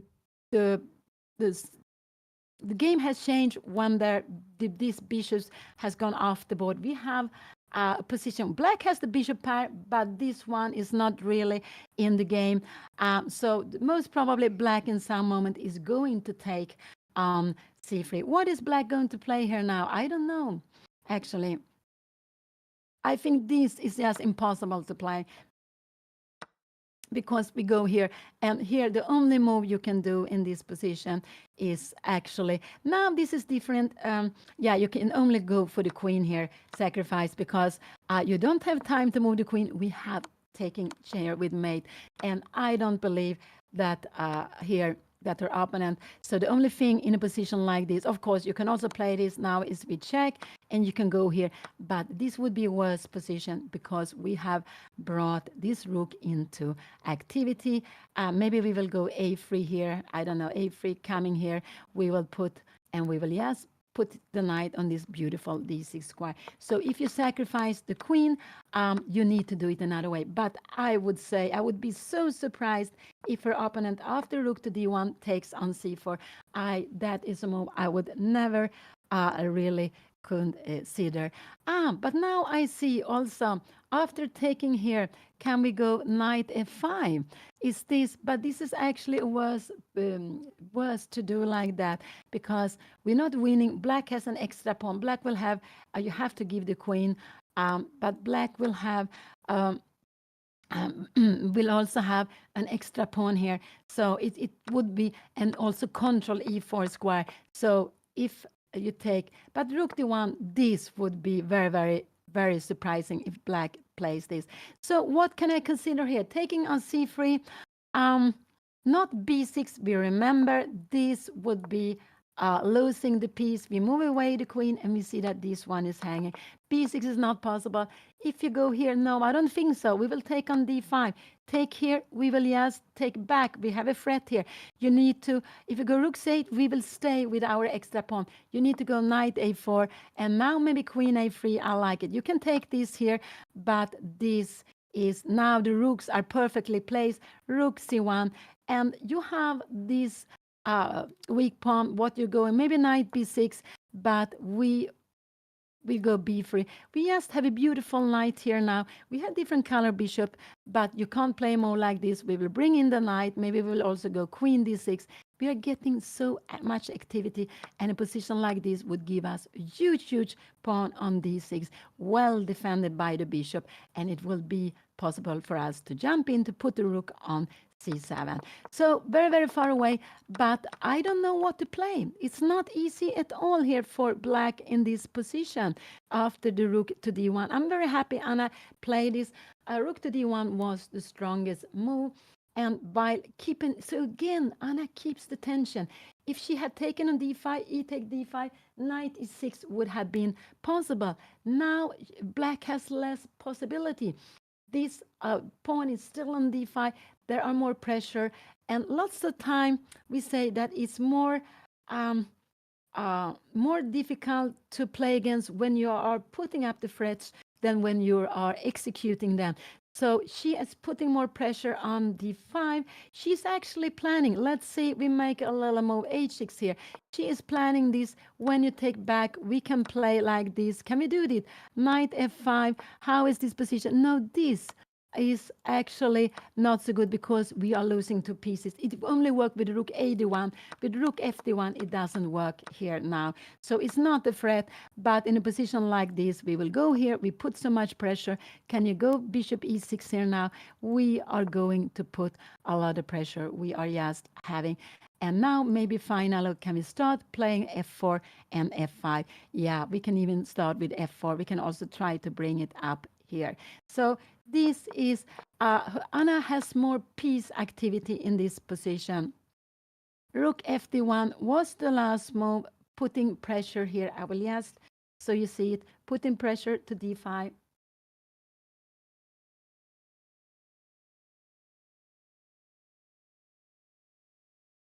So Anna's camera, something happened with it, so we will just keep on. I will comment and keep on commenting so you on the board, but you will only see the chessboard now. We just hope that the camera will wake up and yeah, start working again.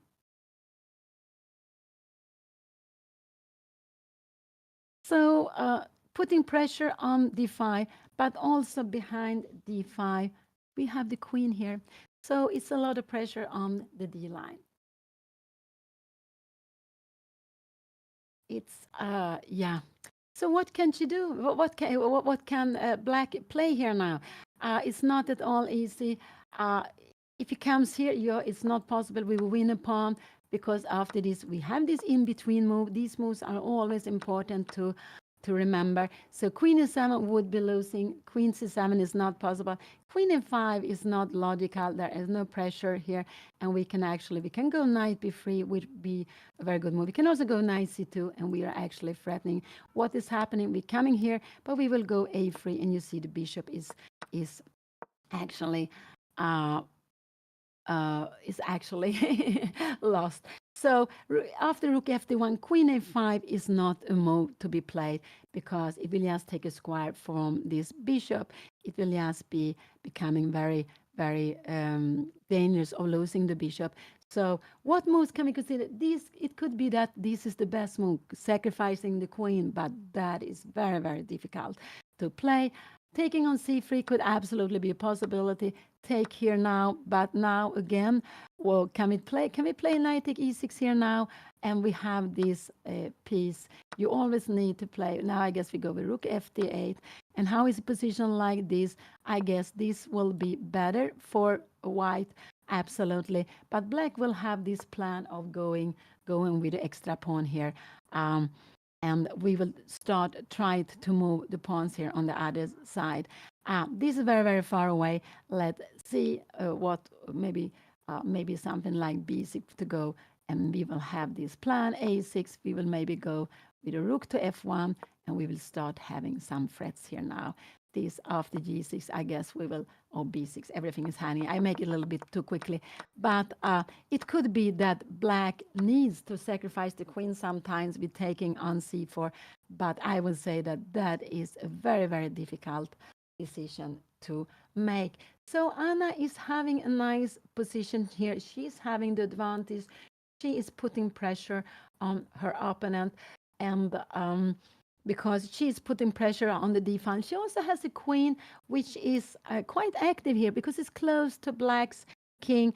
And also this queen is not only that it's close to black's queen, she cannot start an attack because she will need another piece.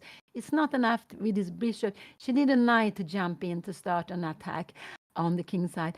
But this queen, very important, is defending c3. If black takes on c3, we will always, Anna will take back with the queen. We see pawns together are stronger. If you take like the this knight will always be able to stay there. No pawn can push it back. You can only change it for one of your pieces. So no, you don't want to take it. If you take on c3, you will absolutely take back with the queen. And that's why this queen on c3 is just so very well placed, I would say. Also, when it has come out, it means that these two rooks are connected. And it could be now, what is Anna planning? Yeah, I guess Anna is planning to take on d5 and go knight b5. This is what she's planning to do here now.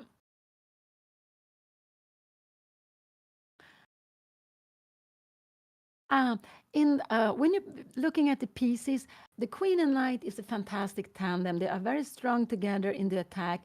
They're also good together in the endgame.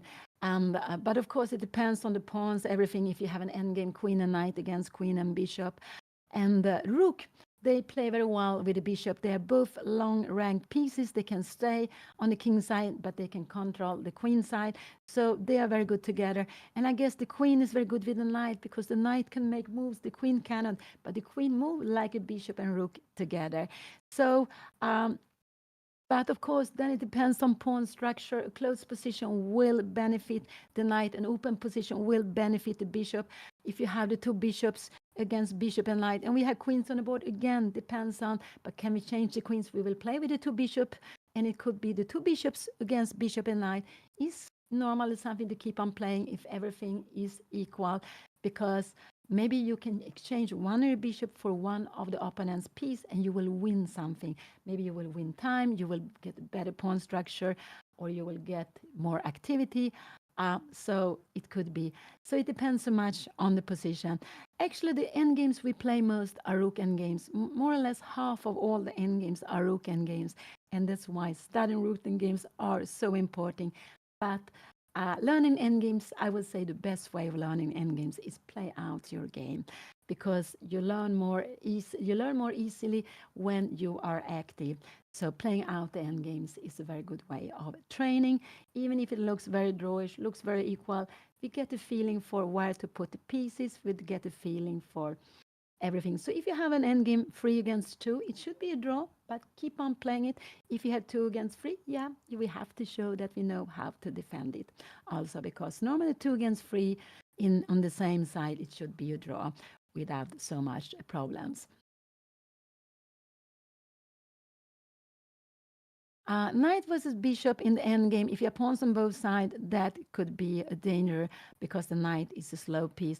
If the center is, but it depends on how. If the pawns are standing on the same squares as the bishop, same color as the bishop, then maybe the knight will become stronger.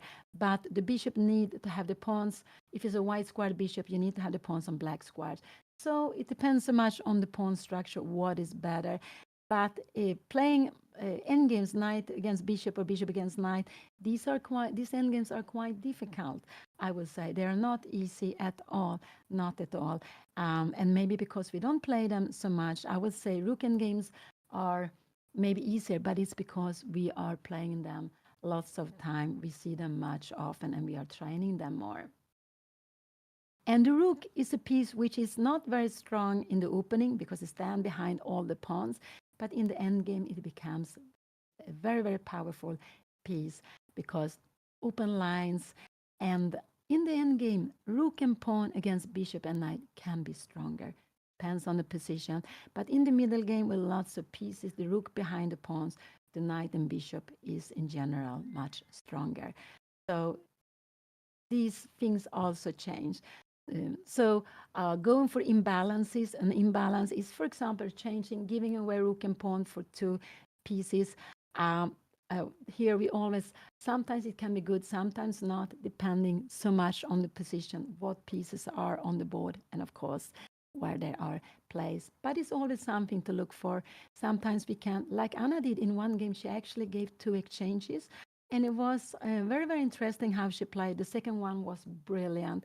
It was actually opening up the king side, and I was winning. But then after she went wrong, but sometimes we go into these imbalances, and it could be very, very strong to do that. We are changing one material for another. Sometimes we are giving up material for to get maybe a very strong knight against a rook, which is not so strong, or a beautiful bishop, and we get maybe an attack or initiative at the same time. So now her opponent is thinking, and I can understand that because the position is not at all easy. What will he do? I don't know. Could he go something? Yeah, maybe he wants to bring out the queen. But if he brings out the queen, the only square I can see is b6. And now if you take, you have time to take here between. We need to take here. Now nothing like this would actually, yes, be losing. Now we see this rook is hanging, knight is hanging. Remember, king on h8, the king is worse here. So that would be losing on spot. Now you just take back and we play position like this. But now I like bishop e3. We are having some threats here now. You can go knight e6 here now, but I think I'm just wondering, can we go knight f5 to bring the knight to d6? And the only move you can play is actually to give the pawn. And I don't know which way is better to take. Probably we take with the rook. And here we have a position. We have equal pawns. Maybe now, I don't know what we should do. Maybe rook d6. Maybe we should just keep, maybe queen h4, rook h4. We're starting some activities against the king. And after here, you see, we will get so much. They are very, very weak on the black square. It's very, very weak on the black square. So this was very, very far away. And in position like this, we don't mind to play with different color bishop because we have so much beautiful control on the black squares.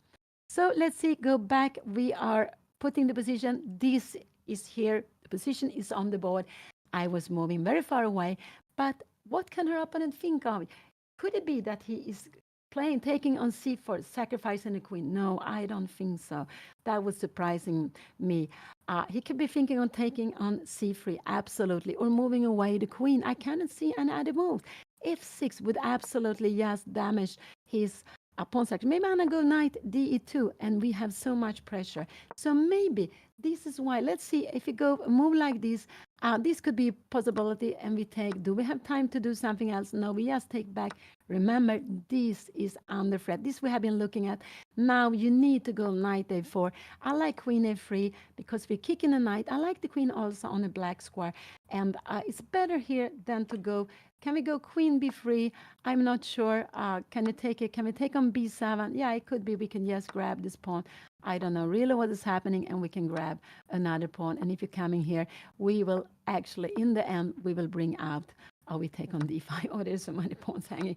Oh, so many pawns hanging. So what can he be considering here? It's not so easy. Sorry, we put up the board with the colors. We still don't have Anna's camera back. Something has happened with her camera, so it's not working. So we cannot see her board. I'm very sorry for that, but I hope it will start working later on.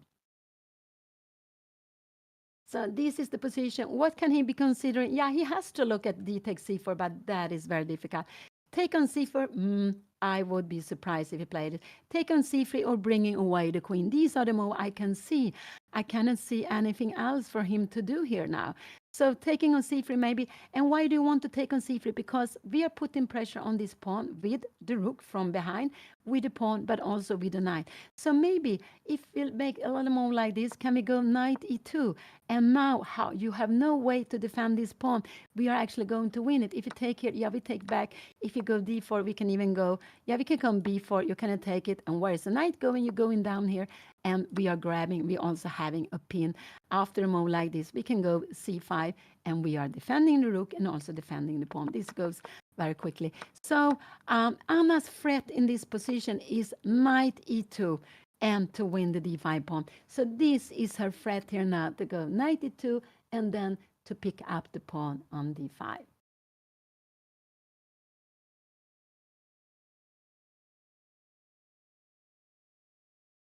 And this was, of course, be a blunder because we would just take here. And now we can go knight f5, and I would say knight take e6. We threaten mate and threaten a king. And now this would be a much worse variation for opponent to play. I guess we will go some queen b3 or queen e3 perhaps here now, picking up the pawn on e4. I don't know, bishop f5, maybe, oh, there are some craziness. Maybe we can even go g4. We want this e4 pawn. But go back. Let's go back. He played now. What did he play? Oh, I'm so excited. What did he play? What did he play? He took on c3. This was one of the moves. I guess Anna will take back with the queen. I don't know if Anna is sitting at the board. So let's see. He took on c3. Anna needs to take back with the queen. You remember the pawns are stronger together. And also because we want to be able later on to go b4 to kick away this knight from here. We want to push this. We want to push this knight back. I would say red is absolutely fine. Opening to play. If you go opening, you play knight f3, g3, bishop g2. Absolutely, if you want to play a slow game, but and you are 2000, yes. But if you are less rated, I would say it's better to play an open game and go e4 or d4. Maybe d4 is easier, e4. But e4, if you're young, I would say if you're very young, you should go e4. I think e4 is opening. It's good to learn when we are young to play very open game. It gets more. Maybe it gets more open. And here it came, queen takes c3. She played it quite quickly, and that was very, very important. She is keeping the pawns together. She has 2 pawns island. These 3 pawns together and these 4 pawns together, they are stronger together, like her opponent. And now she's planning to take on d5. She is planning to take on d5. And I don't know, I guess queen e7 will be coming now. It could be that her opponent will go queen e7 now, just to bring the queen out from the diagonal. And also to defend this, b6, I don't think b6 would be coming. b6, we have b4, we have been looking at this before. You get the hole here. Now, b6 would absolutely be a mistake. No, I don't think you dare to do a move like this. Bishop d7, yeah, this we have been looking at here.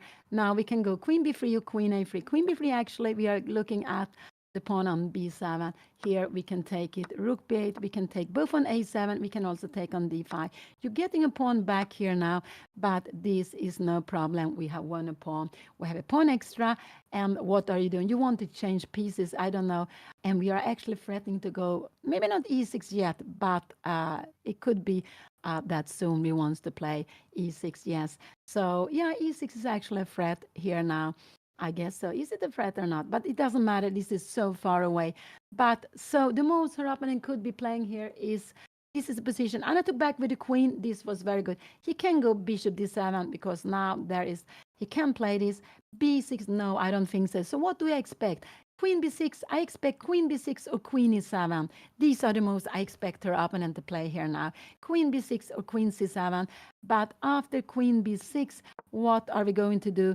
We can go even b4. We can go bishop e3. This looks very normal. Are we scared of this move? No, I think this looks very, very scary to play. Queen takes c4, and look at this pin. You can go knight d7, but wow, we have knight b5. And finally, if you try to do something like that, I think we have queen b4. Remember what I said. I told you the king is worse on h8 because this rook is hanging. So we have seen several positions where white can take advantage of that the king is on h8. The king is worst placed on h8, but it was necessary when her opponent played that because Anna had a huge threat of. So he played bishop d7. Now I assume Anna will take on d5. He played bishop d7, so he wants to develop the pieces. And now this is very tempting because he also closing down the diagonal. I'm a little bit surprised. He will take here, and where is going? Can he go here? No, I don't think this is a good move because we go queen b3, we take him back the pawn, and we can just take on d5 if he wants to. And if you can go bishop c6. We will absolutely, what we'll do, we can take on c6. We can also grab here. How is the position like this? This is absolutely fantastic to play. We can also play this endgame. We have a pawn more. So I expect Anna to take on d5. He went bishop d7. He went bishop d7. Maybe this was one of the best moves he can do, but absolutely taking on d5 is just very, very normal. And the point is that when we take on d5, we're taking a pawn, but we also threatening to take here. So if he goes here, yeah, we will just keep on. We will have a huge pawn on d6. No, you cannot do that. After taking d5, you need to do. Can you go rook c8? I don't think so. Can we take on e6? No, because we have knight take e6. What will happen here now? And we have f take e6. How will this be? This will still be better for Anna. It absolutely will be better for Anna. You have a pin, but you will need to go somewhere here. If you go rook c1 here, I guess we will go bishop c6. So this one is coming up. You are better. Well, white is better, but we have a different color bishop. We don't have a king to attack. We will try to bring in the bishop here like this. I don't know. Do we dare to go b6? Maybe this. No, this would be not good because of this. But if you go with the rook to d8, maybe we will also go put the rook on d6. And we always want to get the pawn closer here. Also, this means that this diagonal would open. We would have bishop d4 later on. So let's go back. Anna is taking a little bit of time, or I don't know how much she is taking. Let's see. Bishop d7 was the last move played. And maybe this was also the best move in the position. So Anna can attack on d5. This is absolutely the first move to consider. You remember, when we are calculating, we are looking for forcing moves. So first checks, after that taking pieces. The only piece Anna can take here is the pawn on d5. And when she does that, she's putting threat on c5. Her opponent needs to do something about the knight. So if Anna takes on d5, I think if he takes on d5, the black knight needs to move, and it will go to a4, I guess, a4 or e4.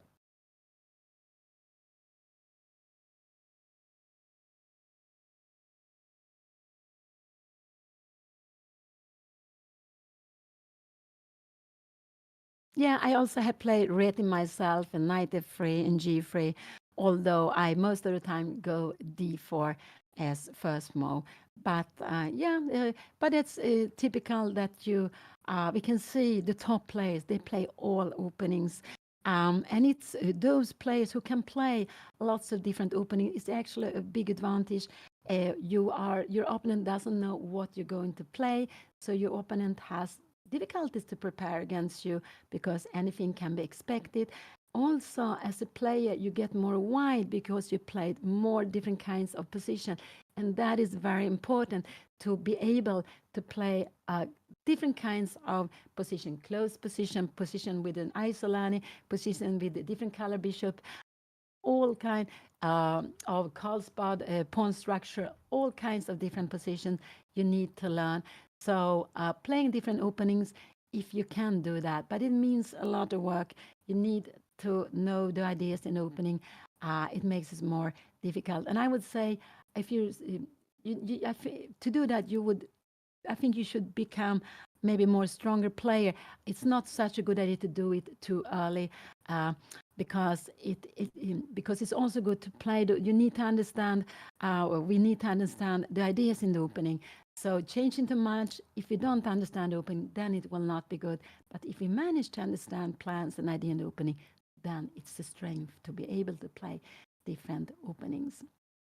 So c take d5 is the only move I could. I don't like b4 so much because we have knight a4 now, And yeah, we will take on c4 now. This, or we can even go rook c8 if we want to. But now we have c5, we have strength. But we would actually take up here instead of going rook c8. We will just bring this up, and this would absolutely be fine. And we remember this pawn is defended by the. So this is not possible. We would just take back with the pawn. So no. So this is the plan now. Now black is planning to take on c4. So this. Remember, we have to think of what is black's plan. Black's plan is taking a c4, so I only see one move. Take on d5, maybe queen a3 to kick the knight could be possible, but then we will probably have b6. Do we dare to play this? We have b4. This could absolutely be possible. Or how could her defend it? I don't know what other way. I think b6. Rook c8 is not tempting with the pawn here now. No, I don't think so. Rook c1, can we take here now? Rook c4, we are getting some activity after b6 now. Maybe we are getting very, very active. And you see, this knight is just getting out of the game. They are very, very scary to be tried. This is very. So the moves I can see here in this position is take on d5 and queen a3. I cannot see any other moves for Anna because her opponent wants to take on c4. Her opponent really wants to take the pawn on c4.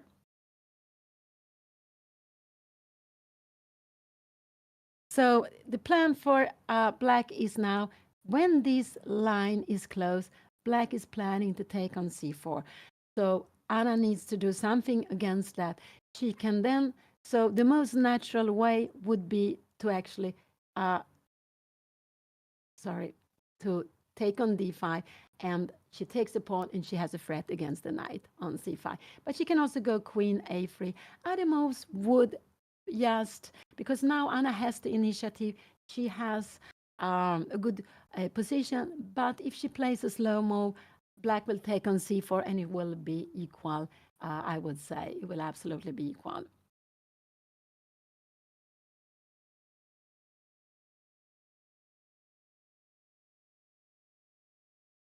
And for those of you who are coming in, unfortunately, we can't see Anna's camera. It just stopped working, but we hope to see it soon. So Anna is playing an open tournament in Madrid. She's playing. There is a big chess festival with 3 tournaments. Anna is playing the open tournament with 48 players, and Anna is seeded 29 among 48 players. They are playing in the 7th round, and Anna, like her opponent, Camilo Arguello Pete from Argentina, they both have 2 and 5, 2.5 point out of 6. They're playing the 7th round, and there will be 2 more games to go. So the tournament will finish on Saturday. There is another round later today at 5 o'clock CET time and 5 o'clock p.m. CET time. And tomorrow there will be. And she took on d5. This was absolutely the most natural move. And we can see that Anna's time is about the same time as her opponent. I guess her opponent will go knight a4. Knight e4 is more scary to play because this knight is a little bit out of the way. So I think knight a4, and then I think Anna will go queen b3. I think this is what she will do, and I think this is what we'll see on the board. So she took a pawn, but you cannot take back because we would grab the knight. This would be the end of the game. So she took a pawn, and her opponent will play, and I'm sure we'll see knight a4. Rook c8 could also be a move to be played, but that if he goes rook c8, Anna has d6. This is a very beautiful move because he can move away the knight, but it doesn't do so much. We will go queen a3. You see it stands very well here. And we are planning b3. Yeah, oh, no, not planning b3. Okay, maybe you can go some b5 move here now. But I guess we will put maybe rook to c1. What else? Yeah, we will challenge here. If you go queen b6, yeah, we will go bishop e3. And you see we are keeping a tremendous pawn on d6. Are we scared of b4 here now? I don't think so. Queen b3. Is this queen going to be trapped here? No. Now we have queen c4, and we are getting out with the here. We could also move like this. No, not queen d3. We need to go queen. So let's go back. So I think this is what we will see here now. Rook c8 could be a move also that her opponent wants to play. But if he goes rook c8, has he played it? No, it was me moving around. Sorry. This is the position at the board. It's like this. So what moves can he consider? He can consider 1, 2, 3. but not b6. B6, I wonder we could maybe even go knight c6, but but I think yes, d6 would be very, very fine. Just keeping this very, very good extra pawn on d6 now. So this is Anna's plan in this position. Her plan is, first of all, she took a pawn to take the knight, but if the knight is defended or moved, if it's moved attacking Anna's queen, Anna will need to move the queen, but then she will attack another pawn. If this knight is moved, I'm sure Anna will go queen b3 to attack the pawn on d5, to look at d5 and look at b7. So this is what I expect is going to happen here now. And her opponent needs to defend the knight or to move the knight. These are the only move he can think of. And I would say it's 1, 2, 3, and 4. These are the four moves he can be thinking of to play here in this position. Oh, so excited. And you see again, like 2 days ago, for those who saw Anna's game against Ivan from Latvia, this young boy, we also had the same. We had a knight and different color bishop. Anna played with a black squared bishop against the white squared bishop. It was this line also Nimsi Indian, but they play differently very early on than what has happened in this game.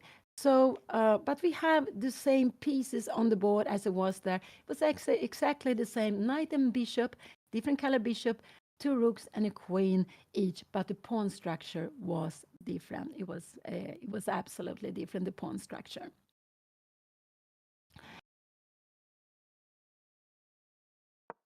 Knight e4, and now I guess Anna will go queen b3. She can go queen a4, but I think queen b3 is what she will play.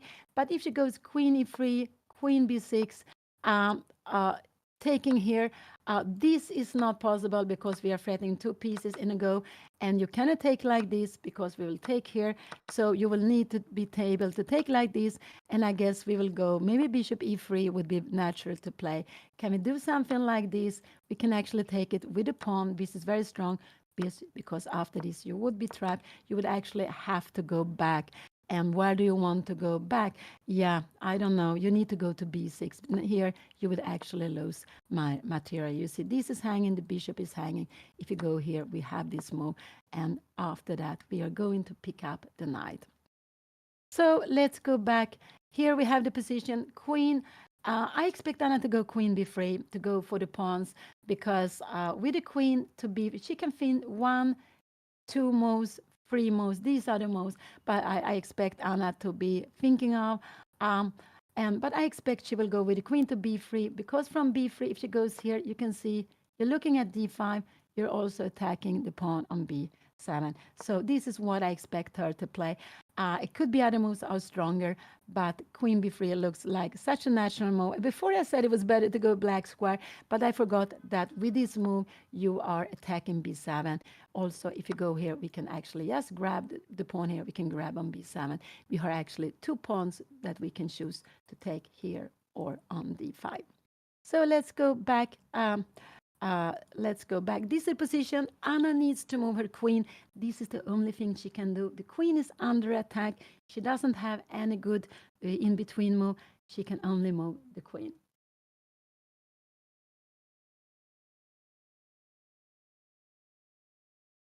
Yeah, queen b4. I would prefer if I go queen b4. Yeah, you can absolutely play queen b4 here. But I don't know, after queen b6, I think the idea is to go queen e7, putting pressure here. So this is the point with queen b4. Also, if you take like this, we can take on b7. Absolutely, we just take the pawn. So I guess this is the difference.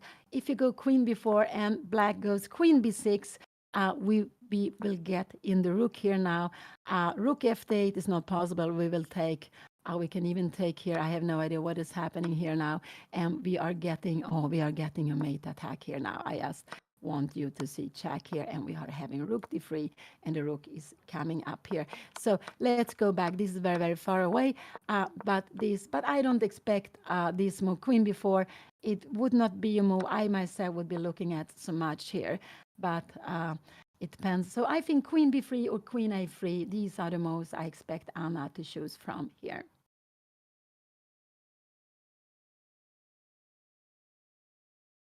Yeah, if queen b4, you can go a5. And now I'm just wondering, yeah, we need to move it. So I don't think, yeah, this is probably best because if you're taking here, we have knight c5. The queen is trapped. This is very important.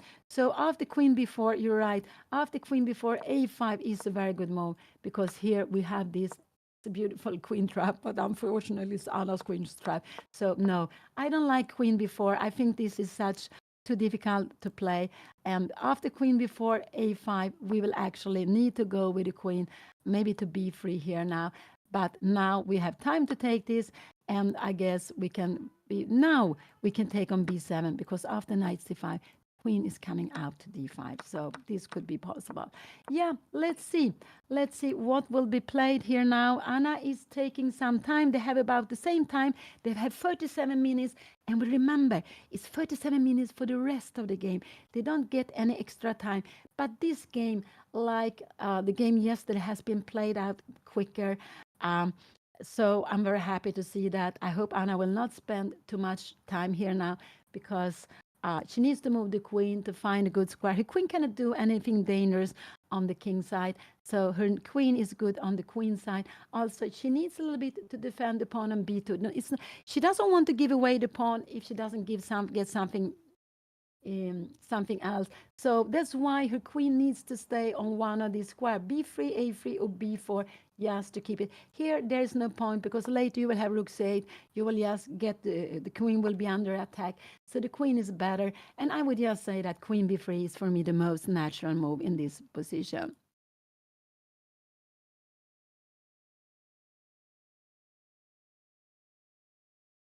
And Anna, she is a woman FIDE master. This is her title. We have different titles in chess. The best title is to become a grandmaster. And I think there are like 1,000, is it 1,600 grandmasters in the world? And among those, I think it's about 42 women. So we still don't have so many women who are grandmaster, but every time, every year, there are coming more. So it's improving. That's the highest title. After that is to become an international master. And if you grandmaster, yeah, you have already made a result for international master. And for a woman, then you can become a woman grandmaster. But it's if you become international master, you would, as a woman, become a woman grandmaster at the same time. It's the what is it? What you need to do is a little less than becoming international master. And you have also the title woman international master. You have FIDE master and woman FIDE master. You have also candidate master and woman candidate master. I think that's are all the titles we have in chess. I hope so. It could be some more. I don't remember now. To become a grandmaster, you need to play. You need to play against three grandmasters in 9 games. Normally, there are 9 games you need to play. Three of them need to be grandmaster. The average rating of your opponent has to be at least 2,400, I believe. And if you play 9 games and the average is like 2,405, something like that, I think you need to make 7 out of 9 to make a GM norm. And you need to make 24 games. Queen b3, this was the move I expected. It came here now. Anna has actually a little more time than her opponent. I'm happy to see that. Queen b3 was a good move. It was a very logical move. She is defending the pawn on d5. She is looking at the pawn on b7. So what will her opponent do? If knight c5 comes, you can absolutely play this, but now we go queen a3. So now we are threatening the knight, and you will need to defend it. Maybe you defend like this, but now we will just kick a knight away. This would absolutely not be good to play for black. No. So after this move, queen b3, we will not see knight c5. What can I expect? I expect this move, take here. It could be also queen b6 is a move. But e take d5 or queen b6 are the closest move. I don't know. Queen a5 look very strange to play to me. Then probably you can take on c5. You have something like knight c5. What will happen? And then we are getting some enormous tactics. oh, bishop d4. No, but this is just impossible to play.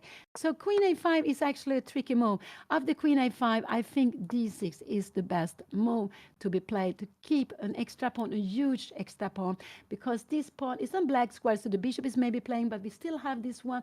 We can try to get rook to c7. And if you take, maybe we take a pawn, but we need the pawn to be defended, but we have a huge pawn on d6.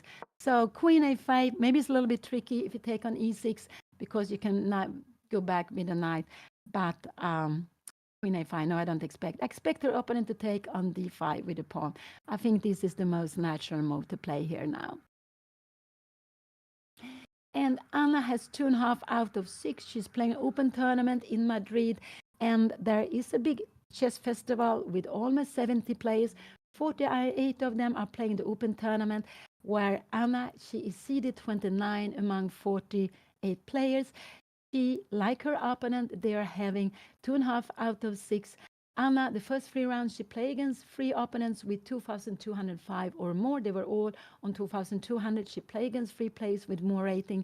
The last 4 games, she has been playing with players with less rating. Today, her opponent has very close to 2,000, and her opponent is from Argentina. So Anna has played with players from different countries: Venezuela, Argentina, Guatemala, Latvia, and also 3 Spanish players. So it's an international open tournament Anna is playing in here. And he played, what did he do? I guess he took on d5. Let's see what he do. I cannot see the board. What did he do? What did he play? He took on d5. This was the absolute most natural move. I think Anna will take on b7 because d5 is very, very weak. I expect Anna to take on b7 here now. Can he then go bishop e6? Yes, to stop it. But this pawn is weak. We will come back. What are we going to do with the knight? We will maybe need to bring the knight back here, but we will go maybe something like this, just to keep control. So let's see. He took on d5. This was absolutely the most natural move to be played in the position. He took back here, and now Anna can grab 2 pawns. I think taking on b7 is the strongest way. She can also move away. Taking on d5 is maybe not so good. Can we take on b2 here now? Maybe we do that. Maybe we have a move like bishop g4. We are taking here, and we go f3. And the bishop has to come back. But where is the bishop going? I have no idea. This bishop is not go. If we go here, we can actually just play the endgame. We remember we have pawns on both sides, and we can actually drop in the rook on this very, very beautiful square, because wherever you take here, we will just go rook b1. You're coming here. We can take on e6, and we have a bishop. Bishop are playing very well with the rooks. This is very, very far away. But so the moves Anna can play is queen to take d1, queen to take b7. These are the first move to look at. And I'm sure Anna is going to take one of these 2 pawns. I'm sure she will take one of these 2 pawns. And yeah, I guess she will take on b7. She can also take on d5. Both of them, both moves are very good to be played. I'm just wondering, can we go something like this? But we go rook d4. Can we go move away our bishop? I have no idea. Where is the bishop to go? No, maybe something like this. We have queen b5. And what is happening? We have so many tricks here now. We are threatening this. No, this is not possible. Knight c4, we would take here with a double threat. Threatening the queen and threatening the queen from the rook. With the knight and the rook, we would win lots of material. Let's go back. So here, Anna will be... I think she will be thinking a little bit. She has a little bit, no, she has less time than her opponent. She has less time, but she still has 32 minutes. Her opponent have 35 minutes. They will not get more time. They are playing classical, but with a little bit of shorter time. And it's because this tournament is played with 9 games in 6 days. So they are having double rounds. Today is a double round. There will be, and she played queen take d5. It wasn't the strongest move, but this is what she played. It was better to take on b7. But she was a little bit concerned of, so now bishop g4 is absolutely the best move. Will her opponent go bishop g4, taking here it could absolutely be played. So, and you're coming back here now, and I'm just wondering, we can grab the next pawn, and we will have an extra pawn. This will be, it will be more pleasant for her. So the best her opponent can do here now is actually to go into endgame with bishop g4. Now we see we want to change. This is the only move you can play, and we take back the rook, and we go f3, and now the bishop just are getting here. And this is absolutely the best her opponent can play here now. I'm just wondering, knight b5, can we go something like this here now? We will grab here, and we will probably take a pawn, or maybe we go knight d6. We are having threats. You go b6, and we could be that we are putting some pressure here. I don't know if you should go here, but we have this plan going f4 and f5. But it's not so easy to see. So I think bishop g4 will be coming, and we will have an exciting endgame where Anna will probably not keep her extra pawn. Yes, the camera is not working. I'm very sorry. It worked for a long time, but all of a sudden it stopped. Anna took on d5. It wasn't the best move. She still have advantage, but the best her opponent can do is forcing an endgame, because with bishop g4 there is a threat against the rook. So the only move you could do really is to take here. We take back normal with the f rook. It looks logical. The f rook is not doing anything, and to win time we need to go f3, and now we bring the bishop over here. What can Anna do? And now if she goes b3, this would actually be losing the game. I just want you to see this trick here, and knight e2, you would absolutely be losing the game. So in a position like this, and if you go rook b1, we have this.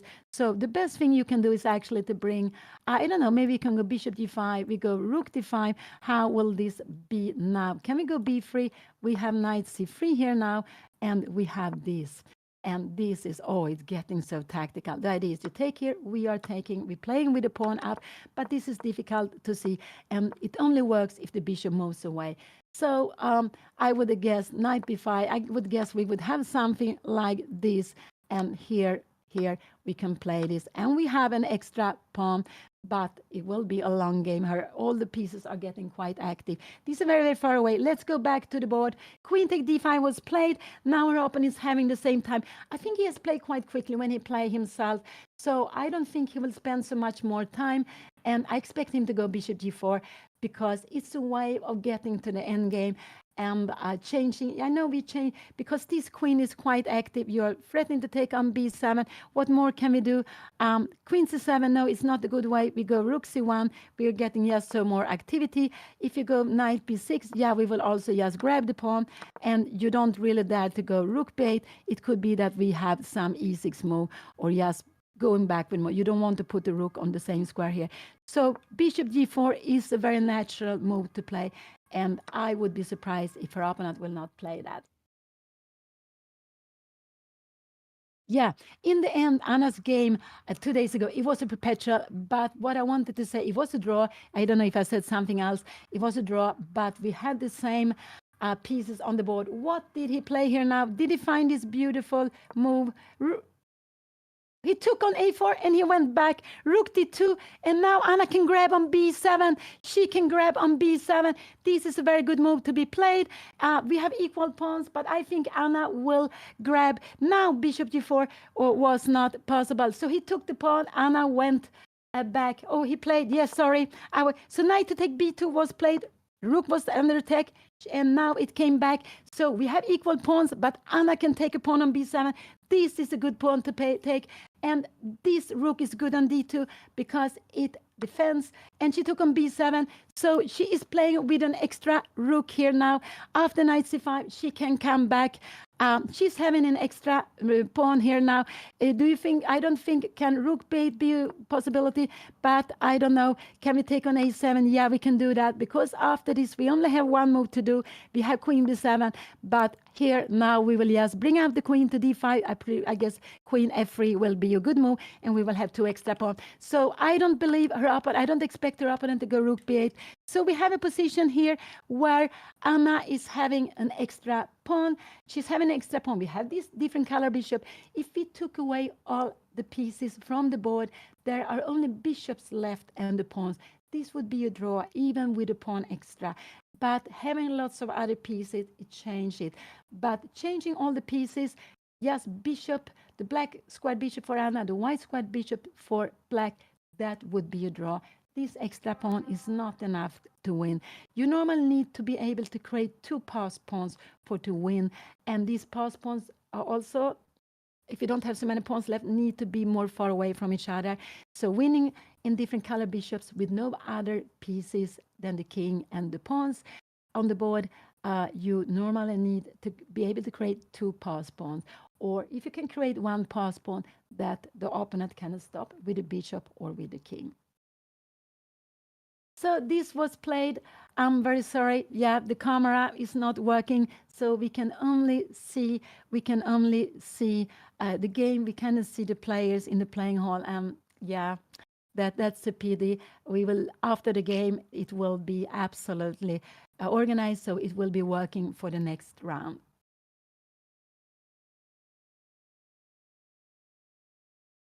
Yes, it could be.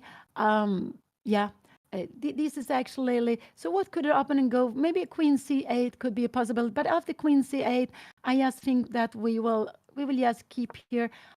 Coming here, is this a possibility? Yes, I think we will just keep it. So. Yeah, queen c8 could be a move, I actually believe, because after queen f3, we can go queen c3 here now. But now maybe the best is actually, but that is difficult, yes, to keep the queens. We have a rook to c8, and what? No, this is not possible because we have this trick knight e2, and we see we have threats against the queen, and we will grab the bishop where it's hanging. This is very far away, but queen c8 is absolutely a move. I don't think rook b8 because you put the rook to more active place, but this pawn is hanging. So what is her opponent going to play now? I'm not sure. It's not so easy. Maybe knight c5, bringing back the knight, and after knight c5, I just think queen d5 or queen f3 looks very normal to me to bring back the queen. So let's see what will he play. He has now like 29 minutes, a little more than 29 minutes. Anna has 32 minutes. We have a very exciting position on the board. Anna has the better position. She has a pawn more, but it's still a long way to be able to use this extra pawn. So they will keep on playing for a long, long time. And will Anna manage to use this extra pawn? And what will happen with time? Oh, it's so much excitement to come in this game. And Anna has been playing very well. Yes, I would say so. She has played very, very nicely and played this beautiful queen g3, played very nicely in the opening, and she got the better position. And now she has grabbed an extra pawn. And but we have to remember that there are one pawn less here now, and there are not so many pawns on the board. Okay, there are still 5 pawns on the board, but we need to get heavy pieces because we need to play with the pieces, and we need to keep pieces on the board so Anna doesn't change all the pieces and then up with a different color bishop endgame with no other piece. Also, different color endgame if we have a rook. If we have lots of activity with rook, then it's fine. But if it's not so much activity, maybe with a rook, it will also not be enough to win. So we need to keep more pieces on the board.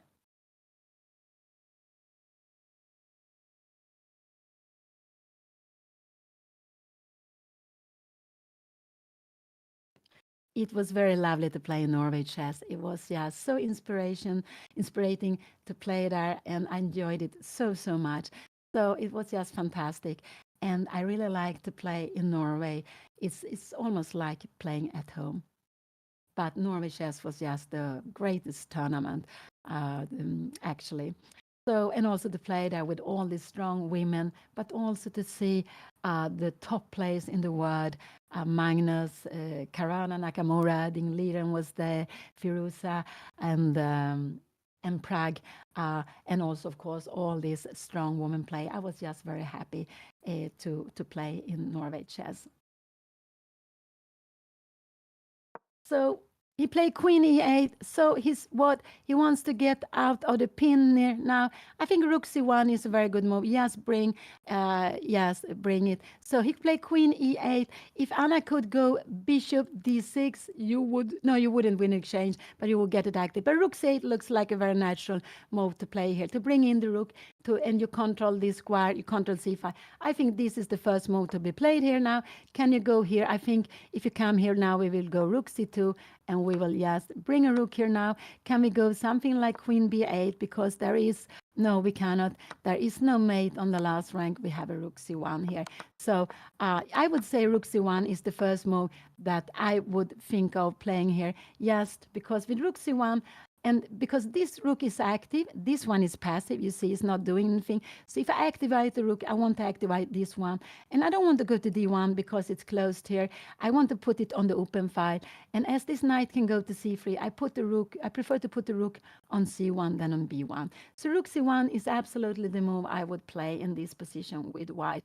Because rook c1, we take away this square, we take away that square for the rook. Maybe knight b6 is a good move to be played. I don't know.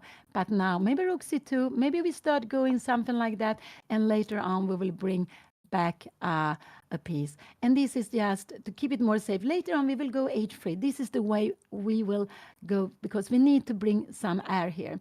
Absolutely. So it was played. What did Anna play? She played h3. This is absolutely a fine move also. So there will not be any mate on the last rank.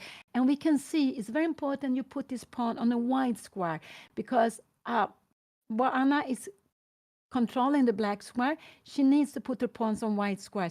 If she would have put it to give air, this would have been terrible, because she's so weak on the white square. She's still better because she has a pawn more, but it would have been waking up the king on the white square, and that could be dangerous later on.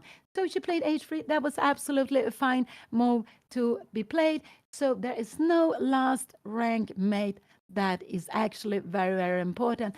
And you don't want to make a move like f6. We would absolutely, I think we cannot go e6 because you can take it. And after rook e1, we have queen d2 or queen f7 or queen c8.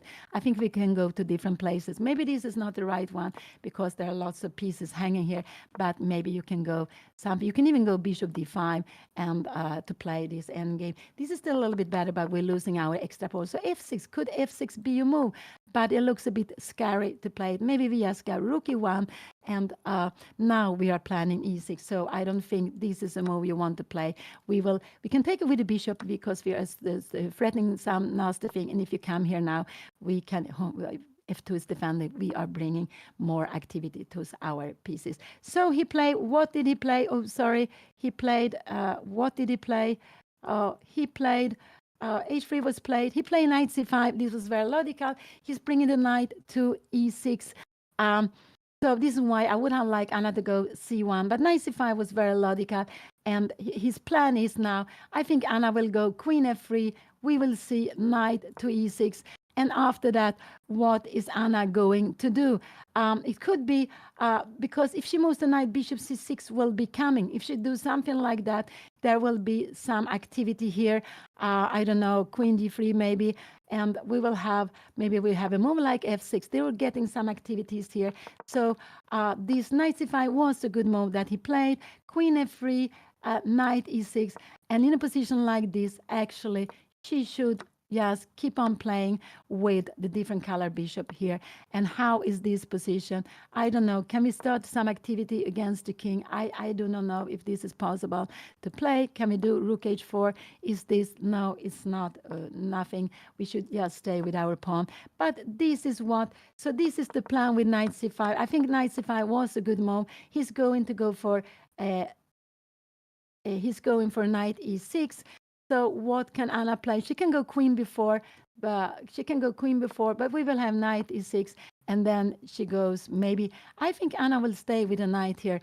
But do we have something like bishop b5 here now? No, this is no problem. Bishop e3. We are keeping control of everything. So let's see, knight c5, and the knight was on the rim. So this was absolutely a good move to be played, yes, to bring in the knight to the action. And black wants to exchange the knights. So black's next move, whatever Anna will do, I'm sure will be knight to e6, yes, to exchange the knight. And then after black wants to be able to take back with the bishop. And this was the plan with going, this was, if you come here, this was the plan with putting the queen on e8, because if you take here, you will not take like this. You will take with the bishop. And this is quite a solid position here now for black. Maybe we should be a4. We will absolutely, you try queen c, you don't have any square. Maybe queen e7 will be played. And I don't know how far we should go. Maybe we should go, yeah, we go rook d6. We have this. We will try to put pressure on this pawn. Maybe you will put it on a6. But now we are just getting some activities here. And I guess maybe we have something like the rook f c8, and we can actually bring it up. We're never scared of any check because we can always have king h2. Also, there's no check. The bishop is defending. But this is something that we could see. Black is planning in 96 to play this endgame. It could be that Anna will avoid it, but maybe this is the best she can do to keep play this. But she needs to keep the rooks on the board. She needs to keep the bishop on the board. The bishop, she needs to keep more pieces on the board and not exchange into many pieces. Yeah, Anna, something happened with Anna's camera, and I think actually the battery, yes, it went out of battery. So that's why we can't see Anna at the board. I'm very sorry for that. It would have been so lovely to see her, to see the players. We also see when they are about to move. And yeah, but something happened with her camera, and that's why we have to look at the game like it is only the game. We cannot see the players at the board. So Anna is playing in Madrid. This is the 7th round. This is the 7th round. She's playing with the white pieces. She and her opponent, Camilo Arguello Pitt from Argentina, they both have 2.5 out of 6. And they're playing open tournament with 48 players. Anna is having the better position. Is she going to bring this home? I don't know. It's still a long way to go. Her opponent is planning to go and exchange the knights. Yes, to exchange the knights because her opponent wants to play with a different color bishop. Queen d5 could be possible also, but after queen d5, we have knight e6. And what could we do here now? We don't have any knight f5. Remember, bishop c6. And yeah, we could go knight f5, but sorry, knight take f4, queen here, and we have queen take e5. This is absolutely equal now. No, we cannot allow this. So knight f5 is not a move here. So I don't like so much queen b7.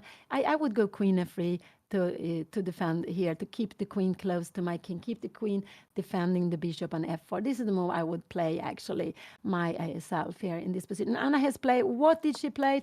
What did she play? She played queen d5. Maybe this is what you wanted to say. She played queen d5, but now knight e6 will be coming. And after knight e6, I'm a little bit concerned. If she goes knight e2, could bishop c6 be coming? Now, it's not really a big problem. We're still keeping control here of the pawn, extra pawn. So she played knight d5.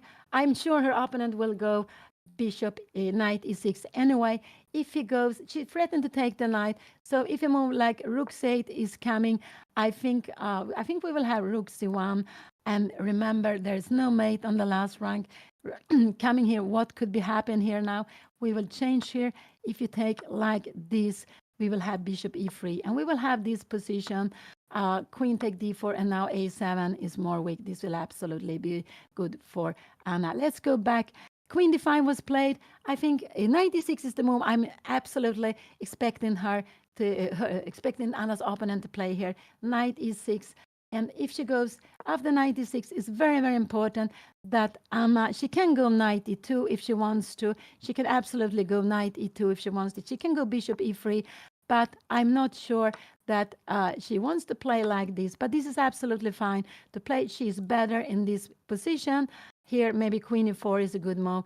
And what you want to do is you'll be putting pressure here. If, yeah, maybe rook c8 could be coming here now.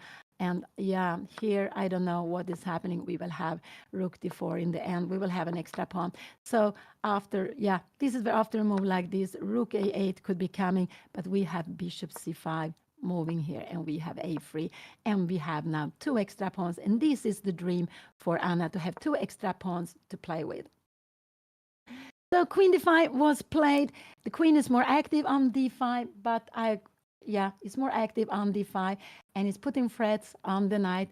I'm sure we will see knight e6. It looks like such a natural move. And after knight e6, Probably maybe the best Anna can do is just to go here. Maybe she can go queen e4 is also possible to play. But then I think, and here let's see what was played. Yeah, knight d6 was played because this was his plan. He wants to change the knight. What will Anna do here? I expect maybe knight e2, bishop e3. These are the moves I expect Anna to go. I would probably go bishop e3 in this position. This is probably what I would do. I would just say, okay, you can take here. He played knight e6. And has Anna moved? No, I don't think Anna has moved. We have the position here. And what will it? So she took on e6. I wouldn't have taken c. I would have preferred to go bishop e here now. And now we have this position. The queen was better maybe on e4. But she went here now. She wants to go rook d6. So after a move like h6, I guess if you go here, we will go rook d6. Yes, keeping control here, and we will actually try to maybe double the rooks, something like this. So we have this position. Anna is absolutely better here. She played here. She's better here. Her plan is to go. So if we see a move like this, could actually be a move coming like this. But maybe rook a1 is a good move. If you're coming here, we can actually just go rook d4. This is no danger.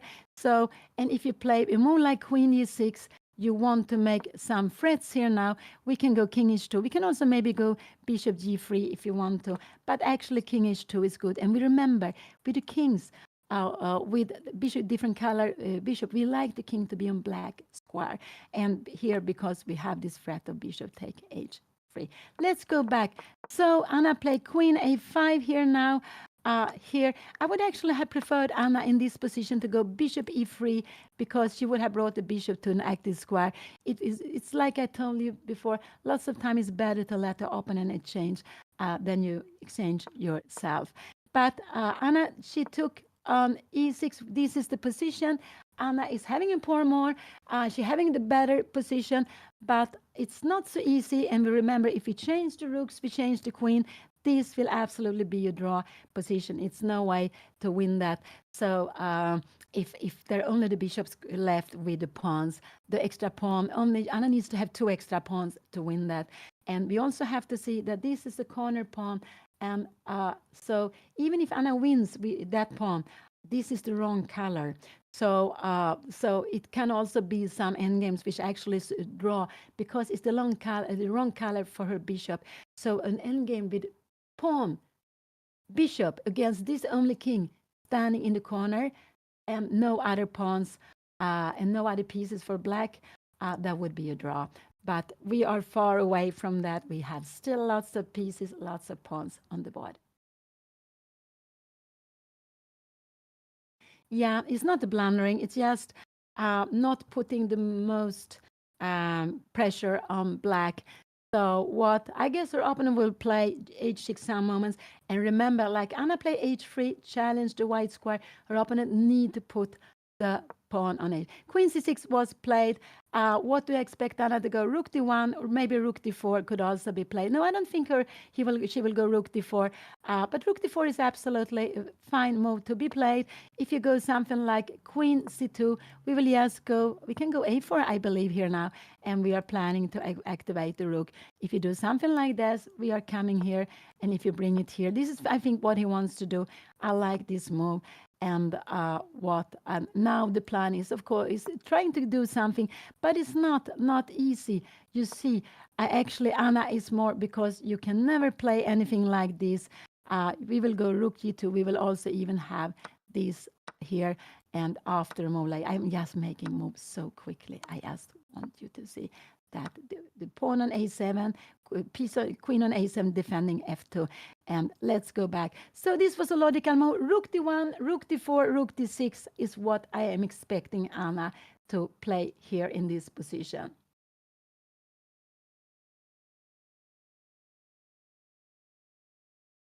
And I think, and it's very good to control the d-file. We don't want this bishop to be able, we don't, now maybe the plan could be to play something like this. So it's good to hit. But this is why I like rook d1 would be, just you keep the pieces together. I guess If you're coming here, yeah, we will just hit you. If you go down here, we will just defend the pawn. Maybe like this. I don't know if we don't want to go here because could this be getting scary? It could be a little bit scary with the queen here, but maybe not so much. We will just move it back. We will move it away and we will use our rook. So the queen is not doing so much there. So let's see. This is not, I would say, uh, it's not a critical position, but you need to keep your pieces in good square. Anna needs to keep control of a2 pawn. She needs to keep control of her king safety. And her opponent is actually planning to put the queen maybe closer here to annoy Anna here on the side. And so I like rook d1. I just think this is a good move. And I just want you to see that if he comes here, she can go bishop g3, but rook d4 is better. You keep the bishop on 2 diagonals.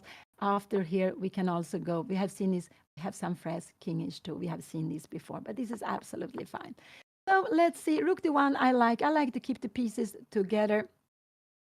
And rook c1 is not possible because the rook is here. Rook d4 could also be a good move to be played here. What more could she play? Yeah, rook d4 is absolutely a good move. After this, I guess we will see rook c2, now queen c2, and now maybe a move like a4, and just to defend the pawn, and we are going rook c1. And yeah, you can go, not this one, could you go a move like this, but this would be a mistake because after that we have a mate on the last rank. So black will have to play in some moment. Here is the position. Anna is to move. So Anna is to move in this position. Black will have to go h6 in some moment just to give air on the last rank for his king.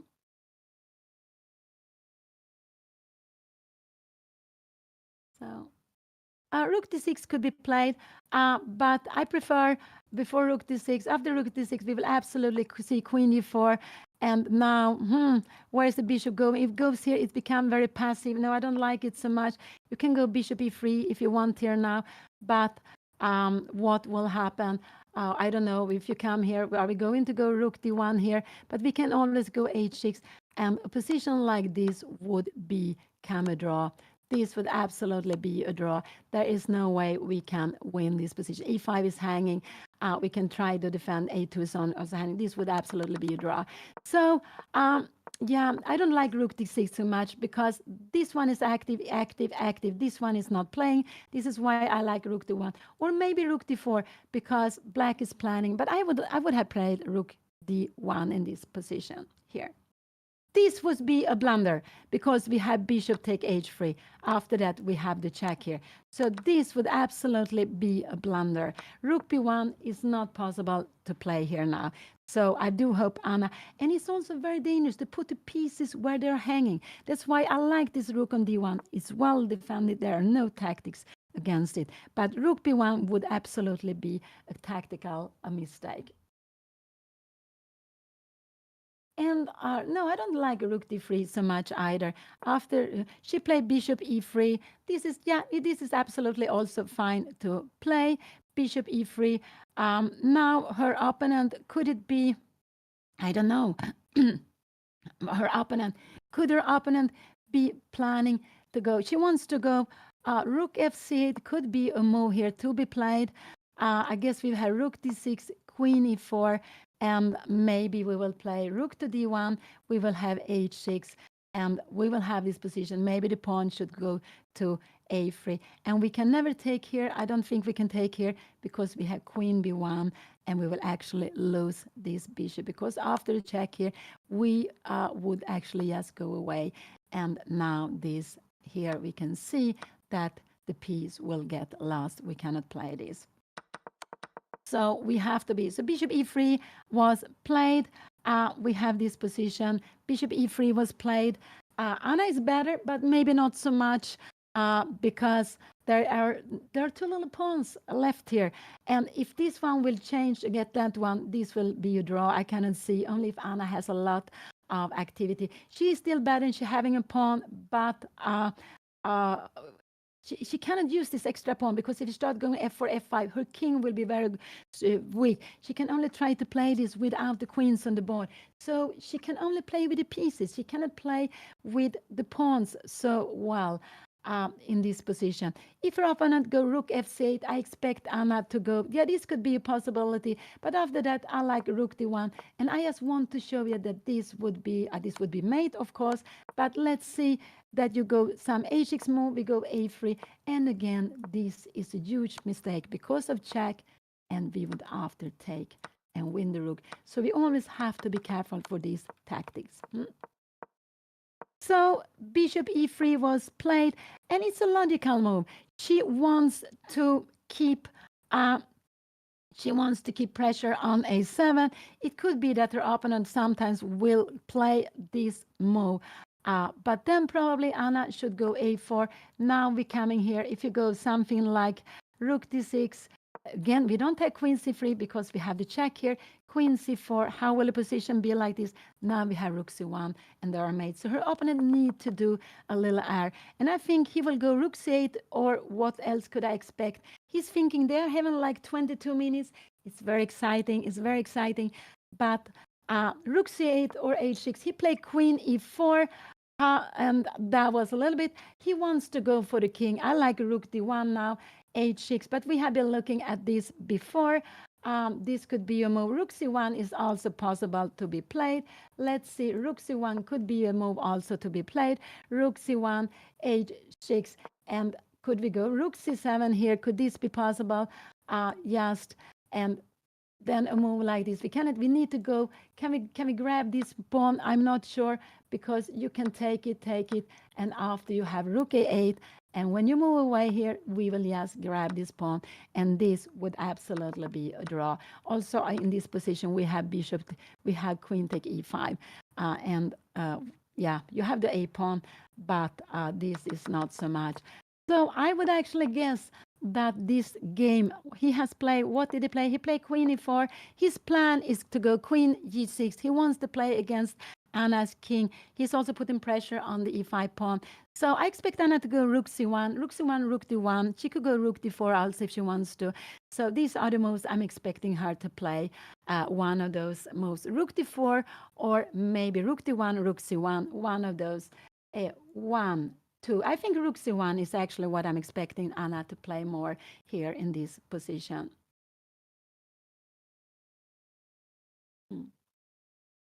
Yeah, thank you. Thank you so much. Yeah, when I play in Norway, I was happy that I can make lots of draw, but there were chances for me to win, and I didn't take the chances. And that is how chess is. When the chances come, you have to grab them. And the strong players, the top players, they always grab them. Not always, but most of the time. So, but anyway, it was beautiful to play in Norway. I did love it so much. But Anna, she is playing this open tournament in Madrid. She, like her opponent, Camilo Arguello Pitt from Argentina, both have 2.5 out of 6. They're playing the 7th round. There are this game and 2 more games to be playing before the tournament is finished. They're playing an open tournament with 48 players. And Anna is seeded 29 among these players. Her opponent is seeded a little below because he has less rating. He has close to 2,000.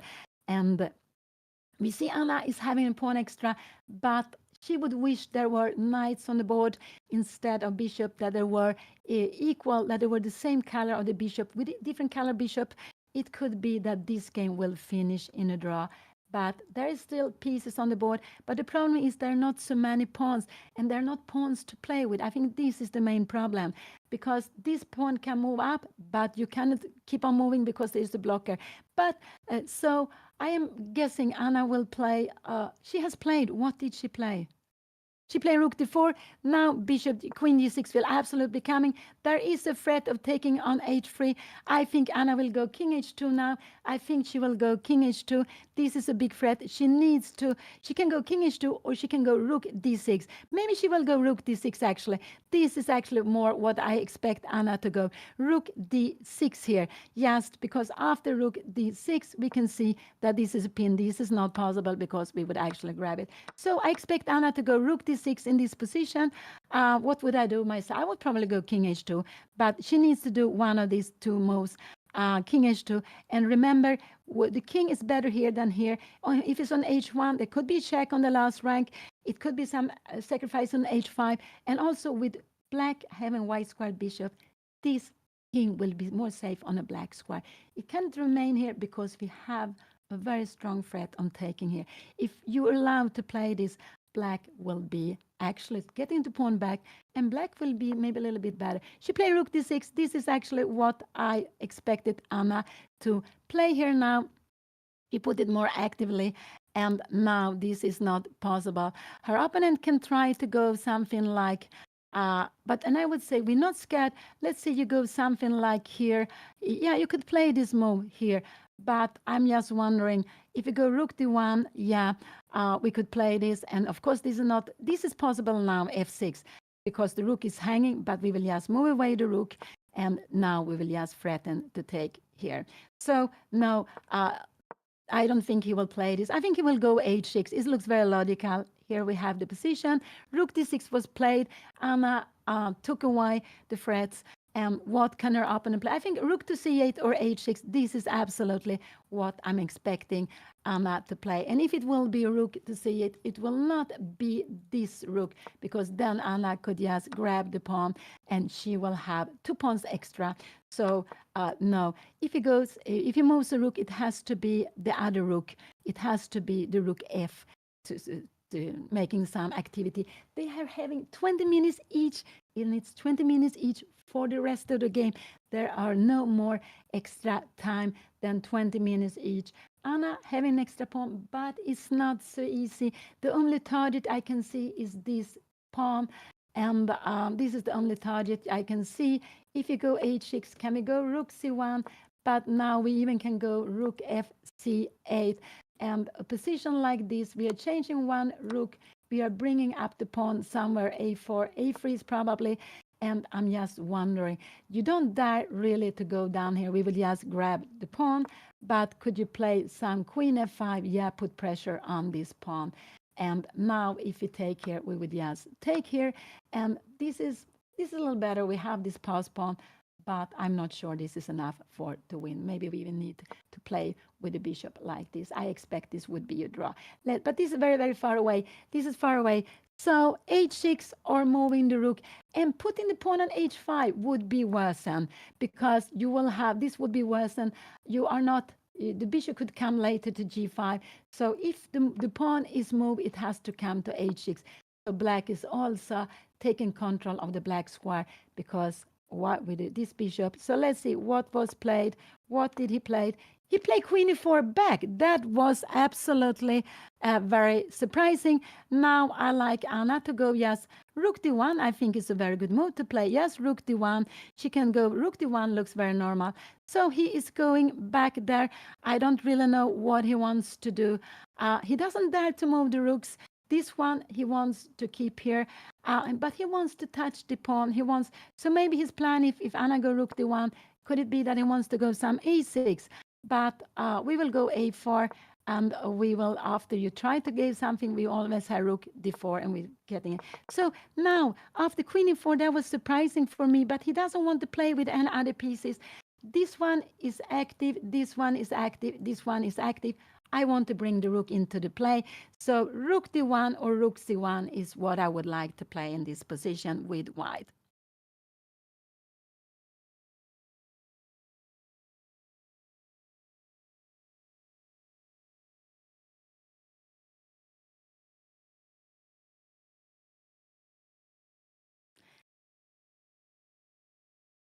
And here they're having like 20 minutes for the game and no extra time. It will be the end of the game. They have been playing close to 3 hours. Close to 3 hours. You see, chess is quite long, classical chess. But when you're playing the games, the time is just running away. So queen e4, I think the idea is actually to put pressure on this. So I like rook d1. And after rook d1, I want to move this pawn and then to activate the rook. This is what I would like to do. So I like rook d1. Rook c1 could also be a possibility to play here if you want to. But queen e4, also I think one idea is that if Anna goes here, this would absolutely be losing the game, because bishop d5, and you have no way to avoid the mate. You would lose the piece. So this would be a blunder. If she moves the rook has to move here on the d5. It has to move here on the d5. And I'm sorry, we cannot see the camera on Anna's board. Unfortunately, it stopped working. I guess the battery, yes, there was no battery any longer. So after this move, rook to d1. After that, you can plan other things, but the rook needs to be on d1. D1 or c1, one of those are very good, these moves to be played here.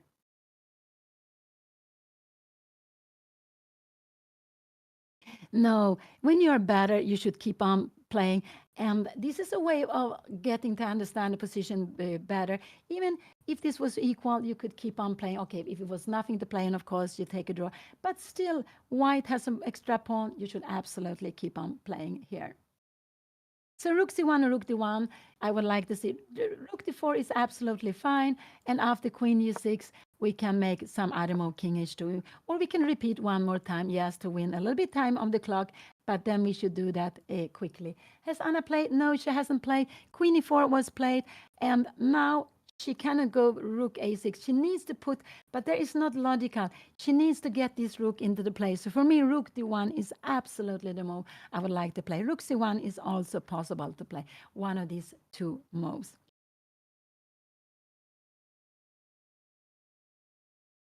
And Anna is taking time here now. I am, yeah, Anna can repeat one or two times, but she will keep on playing.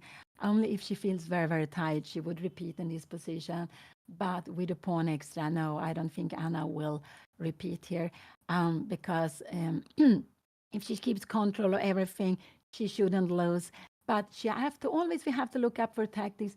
This rook cannot go here because, you know, this is the plan of black. If the rook goes to a6, bishop d3. What is this? No, this was not played. This was my move. Oh, I got so shocked.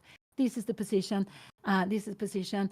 So that's why I want to bring in the last piece into the game.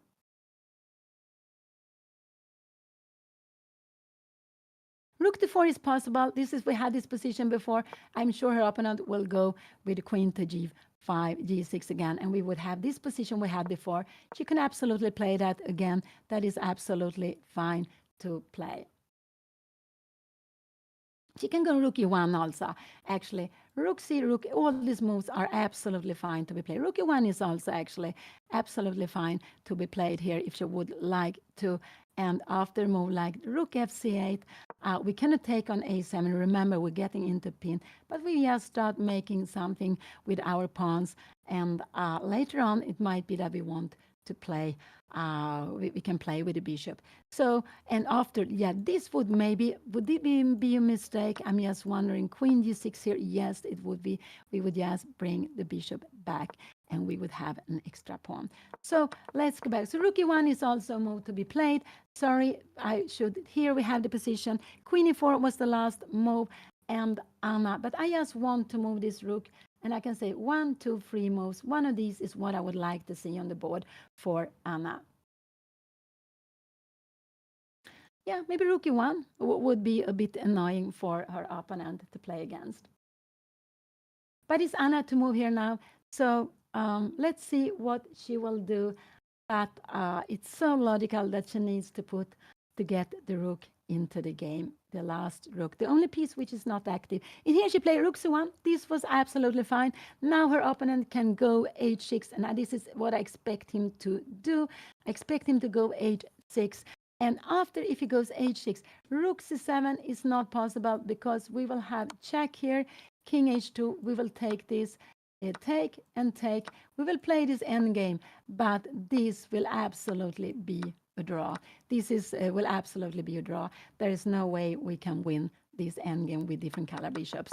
And so rook c1 was played. This was, sorry, put back the position. We have it here. This was played, queen e4 and rook c1. Anna is having 14 minutes. Her opponent has 19 minutes. For the rest of the game, they only get 30 seconds per move, nothing more. And I expect her to make, her opponent to make h6. A6 could be, it would be a blunder. And here it came, this very, very useful move. And now I am expecting Anna maybe to make A3, yes, to defend her pawn, A3 or A4. But I think Anna will go A3 to put it on a black square so she can defend it. So I think we will see A3 here on the position. This is absolutely what I think we will see here now, A3 on the board.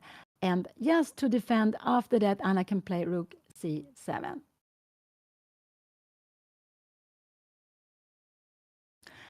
Yeah, if she exchange queens, it's so important that she will go and win the A7 pawn. This is very, very important. But it will be, and that's why this rook stands well on the C line.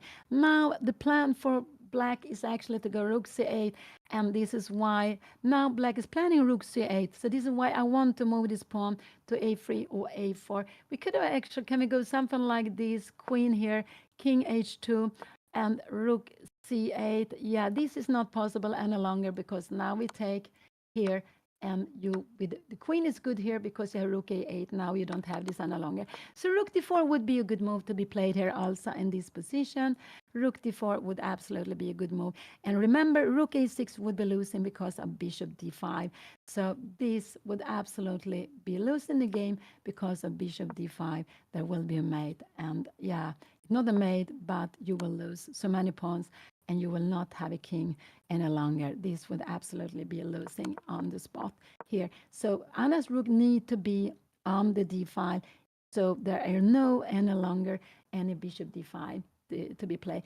And if she cannot bring up this rook because we have queen b1, so I would say h3 is a very normal move to be played. H3, h3, a3, a3, or maybe rook d4 to kick away. The queen is actually very well placed here. I think he plays nicely when he put the queen on e4. I think this was a nice move to be. Anna has moved. Thank you so much. What did she play? She played a4. This was absolutely a way she wanted to put it more further on a4. It's getting closer. I think we will see, can her opponent now go for this? Yeah, her opponent can play this move now because after like this and we have rook d4 because I just want to show if we take here, her opponent will actually play have bishop d1 again. We cannot play this. This would be, we can play this, but this after f3, we have queen e5.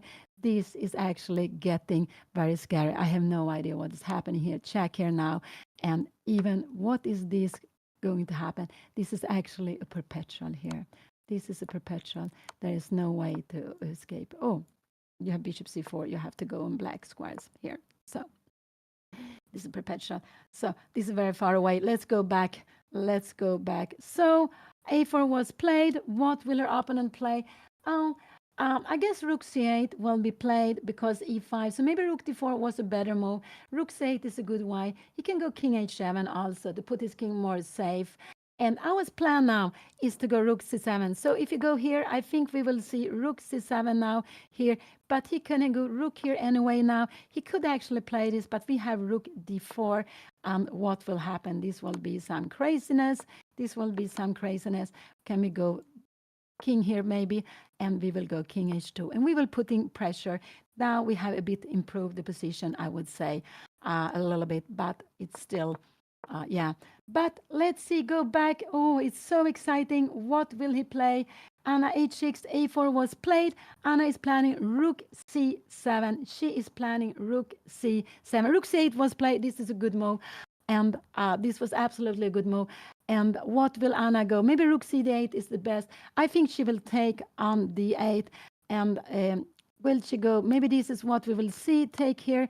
You will absolutely take back like that. Can you go rook d4? But in a position like that, your opponent can also go queen b7, keeping everything under control. Maybe, I don't know, is queen b1 is a better way of playing. I have no idea what is going to happen here. And then maybe to go queen b8, yes, to put pressure on this one. But we have rook d6. And now the queen is a little bit off. So taking on c8, I expect Anna to take on c8 and then to go taking on c8 and then to go, oh, sorry, this is the position. Oh, yes, this is the position. This was played. A4, rook c8 was a good move to be played. And he can play this because the pawn on e5 is under attack. the pawn is e5 is under attack. So a position like this, taking here, and playing this could be scary because of bishop d5. This is actually scary to be played. This is actually absolutely very scary. We were looking at this, queen take e5. We actually have this move. Can we come back here now? I'm wondering. No, we have bishop h4, rook h4, and we will be better. Oh, this is so much craziness. And what happened if you grab this one? I have no idea. We have rook f4. Oh, this is too much. We are bringing away the bishop. Now we have threats against f7. We need to go bishop d5, and yeah.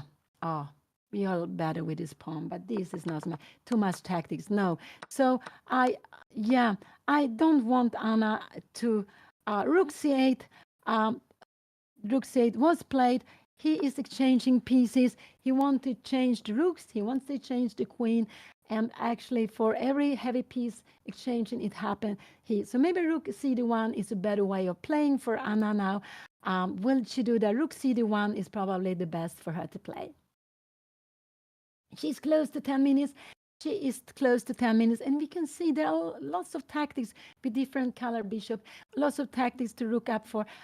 Could she play this move, archicad or rook c4? No, I don't think so, because we have rook to d4. I don't know. It doesn't really matter which rook we go into the d4 with.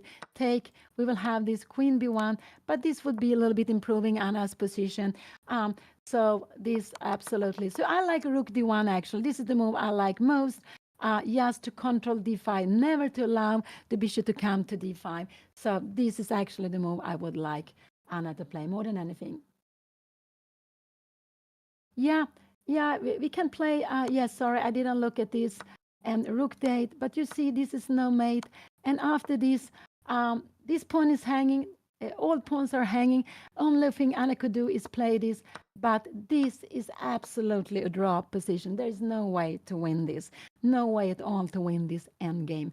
It's absolutely a draw position. When you're defending bishop, defending with different color bishop, you want your pawns on the same square as the bishop.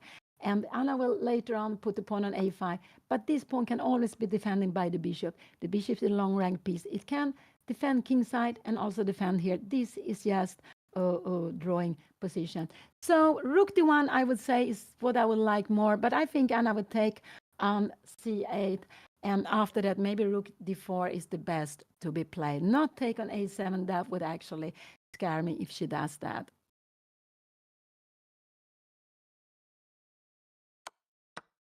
This was played, rook was played. Now I like rook d4. I'm a little scared she takes on f7, and she's down to 9 minutes. I just hope she will think a little bit longer before she plays. Rook d4 is a very good move to be played here now. I think rook d4 is what she needs to be played here now.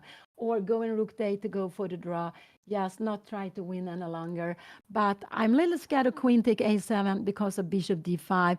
I'm not worried about this queen take e5.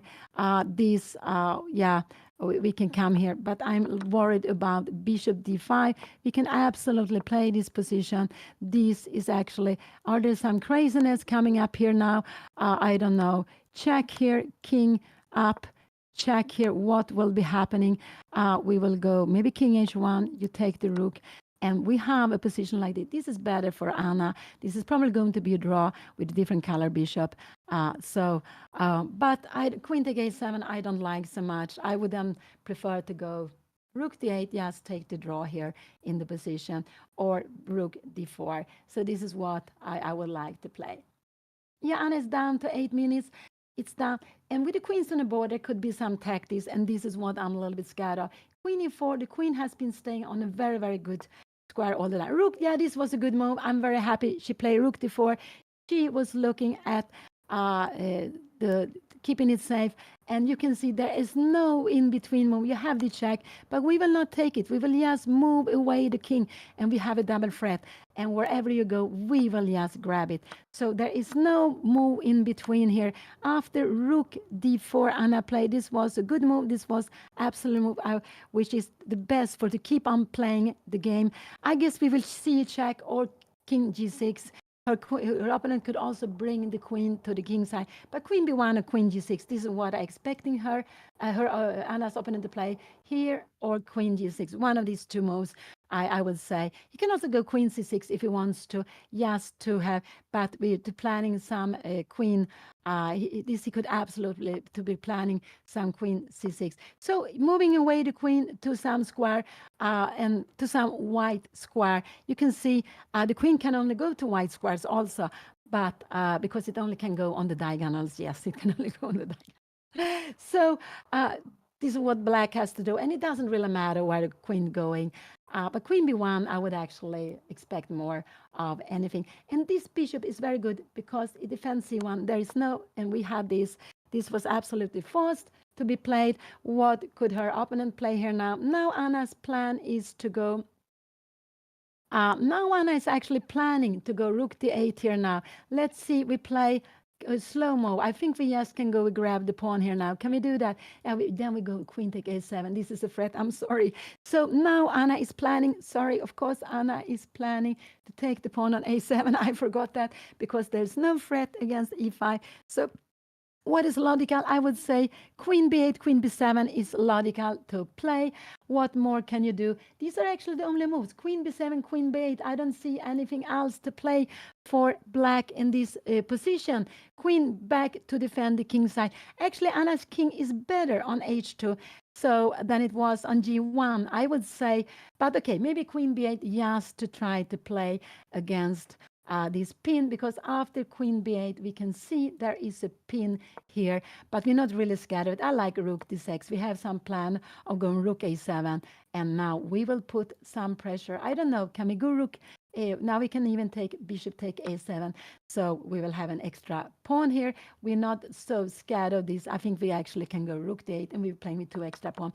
So let's see, what will he play? This is the position. I think he only has 2 moves to do. He needs to defend the pawn on a7, and I can only see he can defend it with the queen going some very passive rook a8. No, you don't want that. So rook d4, queen b7 looks natural. It's also good to keep here the queen on the black square. And then, but then maybe Anna will come here, rook b4, and can we go something like this? Could this be a possibility? I'm not sure how this endgame will be. Can we go here, and we are planning to grab this pawn? How will this endgame be? Yes, we are getting an extra pawn. We're going to have 2 pawns, but we prefer to stay. We will need to play with it's so we will get an extra pawn. This will absolutely be bad, but remember, this is the wrong color on this for this pawn here. So has he played? If queen b7 will be coming, I'm sure Anna will go. I expect Anna to go rook b4 just to keep it. So after rook b8, I think after a move like this, I think we will also see rook b4, and where you don't really want to go here. Now actually we can just grab this pawn, because after here rook a7, we go rook b7, you are threatening something, and we are keeping everything under control. Our plan is to go a5 and bishop b6, and we have 2 extra pawns. So go back. So what he is taking some time. I hope he will spend a little bit more time. Anna has only 9 minutes for the rest of the game. Her opponent is having 14 minutes. They are getting half a minute per move. And we can see there's no camera on Anna's board. The battery just died, so there's no camera on Anna's board. I'm very sorry for that. But it will be fixed for the next game, because there's going to be a next game at 5 o'clock p.m. CAT time. Yes, queen b7 looks like the most natural move, because after queen b7 you have more squares. Queen b8 is not logical. After this, if you go rook b4, we will maybe go queen d5. Can we play this now? I'm just wondering. No, you're not so happy to play this. We are taking the pawn here now, and if you go rook a8, we will actually we can go here. I'm just wondering what is. Oh no, you cannot take it. It's defended. I'm sorry. I'm a little bit tired here now.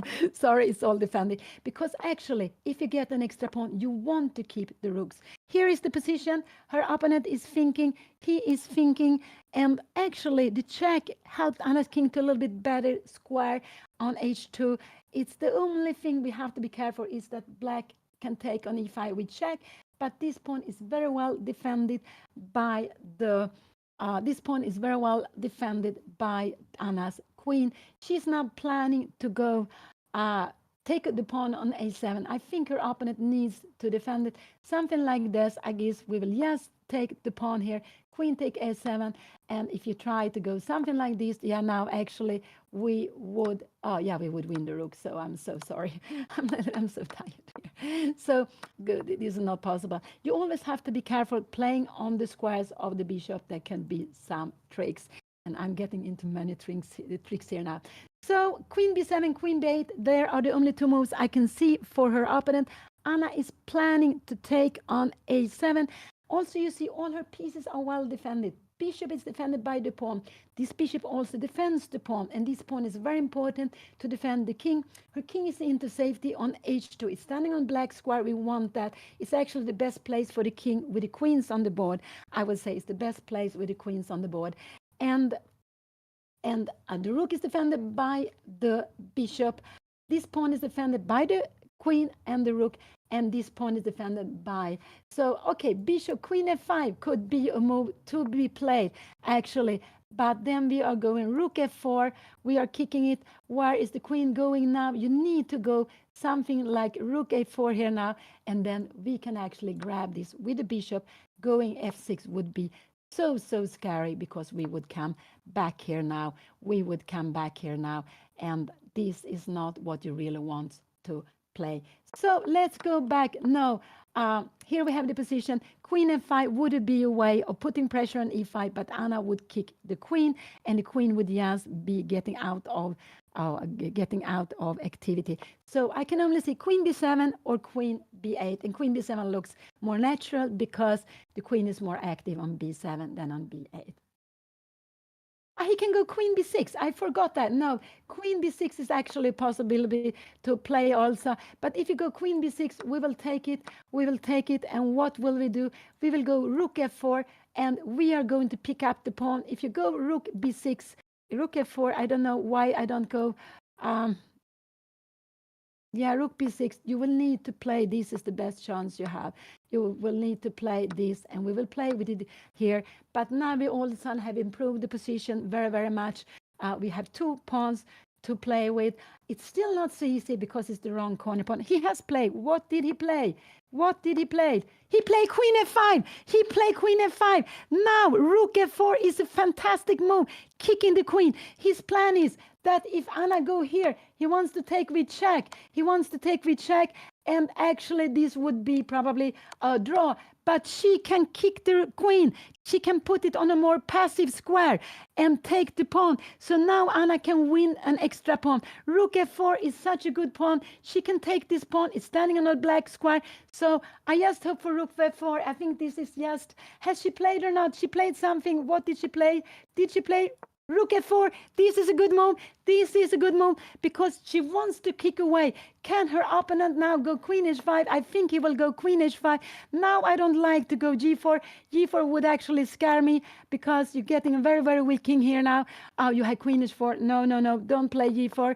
This is not, he will absolutely go queen h5. But after that, I like to take here.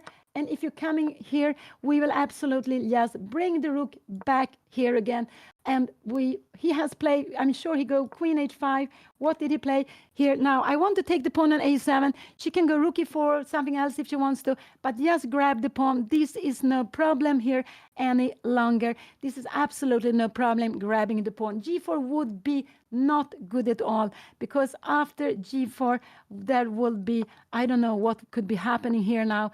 And if you take here, if you take queen take h7, what could be happening? We have lots of counterplay here now. This would getting very scary. No, so don't go g4. I do hope she doesn't go g4. Remember, with different color bishop, if you have the initiative, it can be very dangerous. The king is very safe. So bishop take a7 is absolutely the best. g4 would not be good. Her king would become so weak. Remember, we saw a little bit when Anna played the endgame yesterday morning. She went f5. and her king become weak only for perpetual. So what will they do? G4, no, I don't want her to go G4, but I'm a little bit scared she will do that. It's an active move, but it's weakening her king side. And after G4, her king will be very weak. I would actually be scared for her king then. And first of all is king safety. That is the most important, king safety. So just grab the pawn on a7. That is a very good move to be played. You can just take it. There is nothing to be scared of. And because this rook is also standing well here, if you go rook a7, we will just bring it back.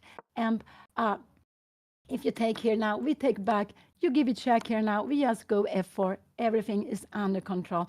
There is no way you will get any threats. So let's see. She is thinking, will she take the pawn on a2? Will she go g4? I think these are the two moves she is considering. These are the two moves. If she goes something like rook e4, I think her opponent will just repeat with queen f5. I think we will have this position once more again. So here we have the position. It's like this. This was played, but I just hope Anna take a7. Yeah, unfortunately, we have no camera. So, but it could be she goes g4, and that would scare me very, very much. That would scare me very, very much. Because we always have to think of king safety, and these pawns, very important in g2, defend h3. This king is so safe here. No way to get to the king. No way at all to get to the king. Yeah, the camera died, so we don't have the camera on Anna's board. I'm very sorry for that. Anna is playing in Madrid Open Tournament with 48 players.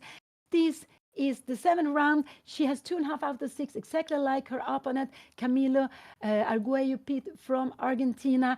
And now she has putting pressure. She has an extra pawn. She can take another extra pawn. Is she going to do it? But she needs to take it with the bishop. She needs to keep this pawn defended. And in a move like this, f6 is absolutely nothing to be scared of. We will go bishop d4, and we will defend everything. So let's see, what will she play here? But I do hope she's going to take with the bishop on a7, not g4. That would be crazy, and with a little time, she could even lose the game. So g4 would be so crazy.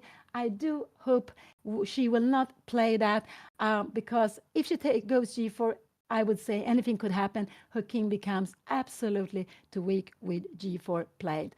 So bishop takes a7 is the move I really want Anna to play. She is a little bit worried about the pin, but actually here, if you make the pin, we can also go, I think we can go a move like this would also be absolutely fine, because if you take here and you come here, we will absolutely just, we can go check here. And look here, we are getting a queen exchange. So this is never possible to give an exchange. So just grab the pawn on a7, Anna. I hope you will play this. Just take the pawn. This is the position at the board. Anna has an extra pawn. She can take another pawn, and that is the best to do. Just grab the pawn. There is no danger against Anna's king. Could she be scared of something like g5? But that would be crazy. g4, we would just bring back, and we have more than enough counterplay. We would win the queen. So going with the g-pawn would be the same as Anna go g4. This would just lose for black. The king would be so unsafe. So Anna's down to 3 minutes. I'm only worried about the time, a little worried that she will go g4, because this is the only move I don't want to see on the board. And she played g4, and this is absolutely very, very dangerous to play. Her king is getting so weak now.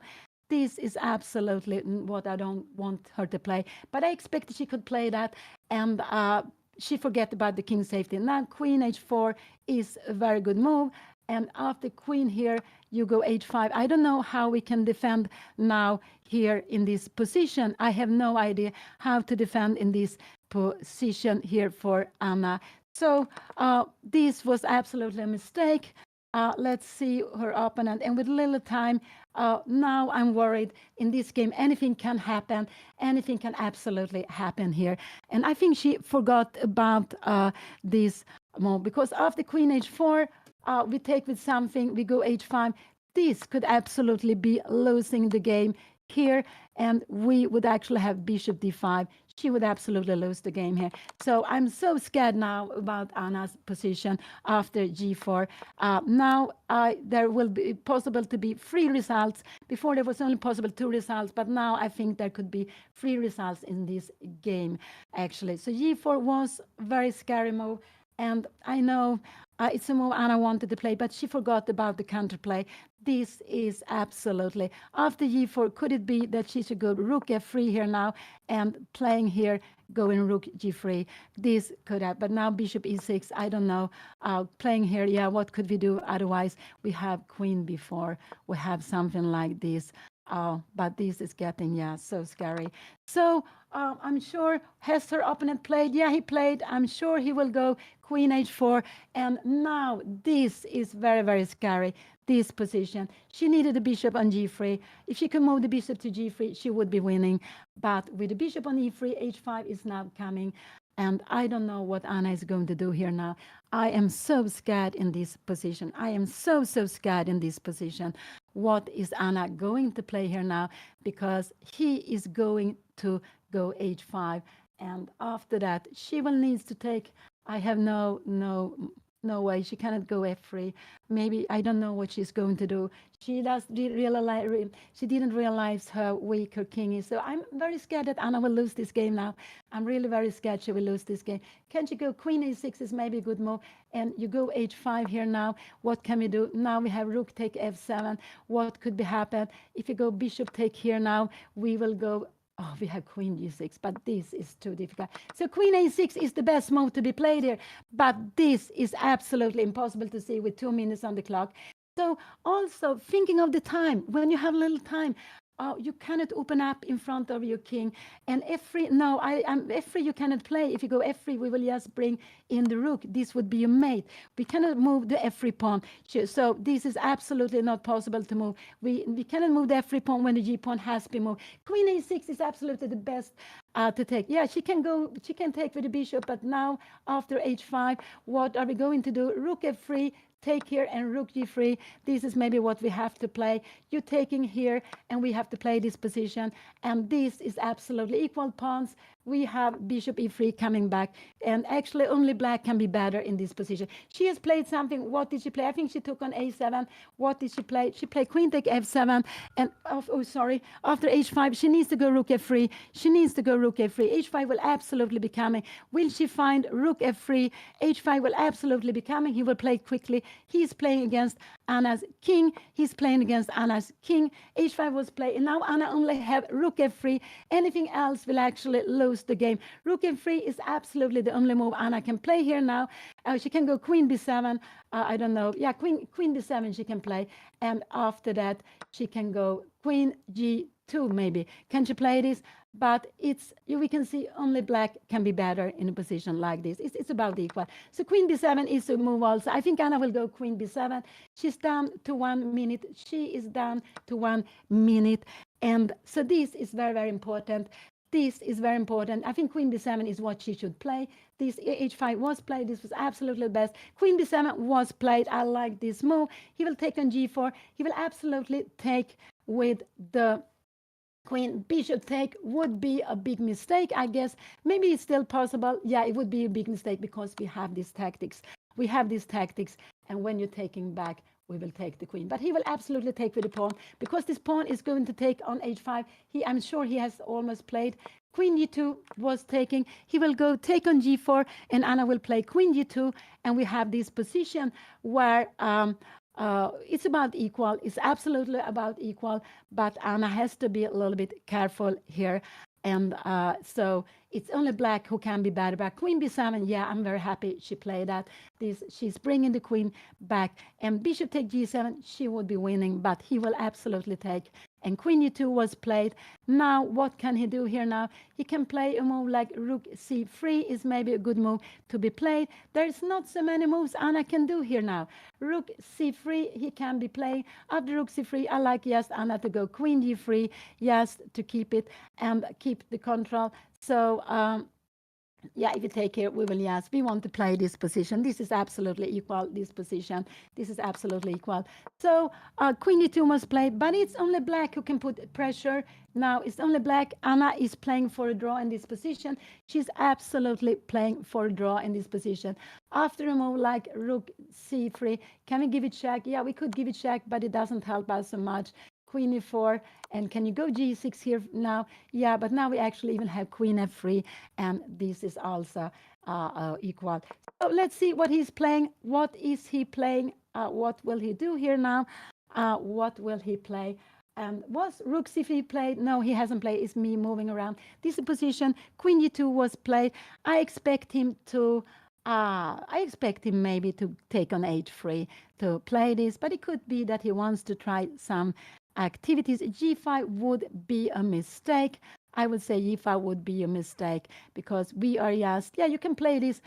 We are bringing away the rook. You can absolutely play this. And now you can go something like rook c2, but we are just quite very, very safe here. G5, no, it's not a big mistake. You can play this. You will just move away the rook. I'm just wondering, would this be a mistake to put the rook here? Yes, because you have rook c4.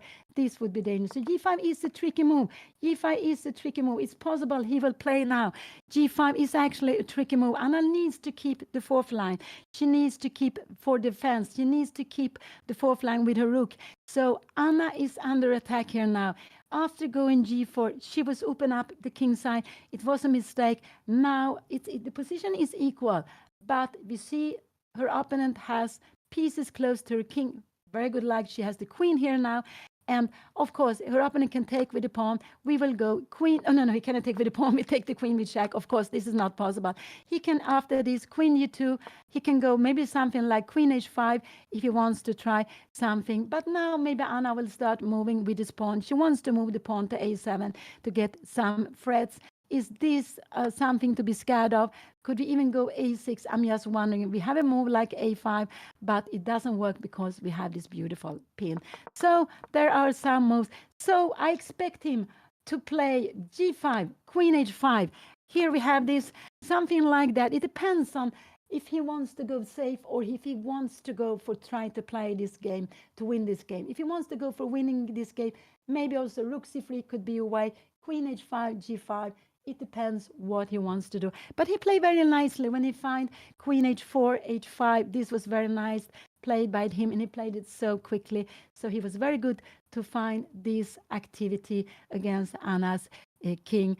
And Anna only made one big mistake in this game, I would say, and that was g4. She forgot about her king safety. She wanted so much to grab a pawn, and she didn't want to get into pin, but there was no problem at all. And when she put her king into she put her own king into danger, and her opponent took the chance. And here we can see the position. All of a sudden, black has won 2 pawns on the king side. We are having, Anna still have an extra pawn, but the h3 pawn will absolutely be gone very soon. So yeah, Anna, she was so much better. But chess is like that. We make one mistake.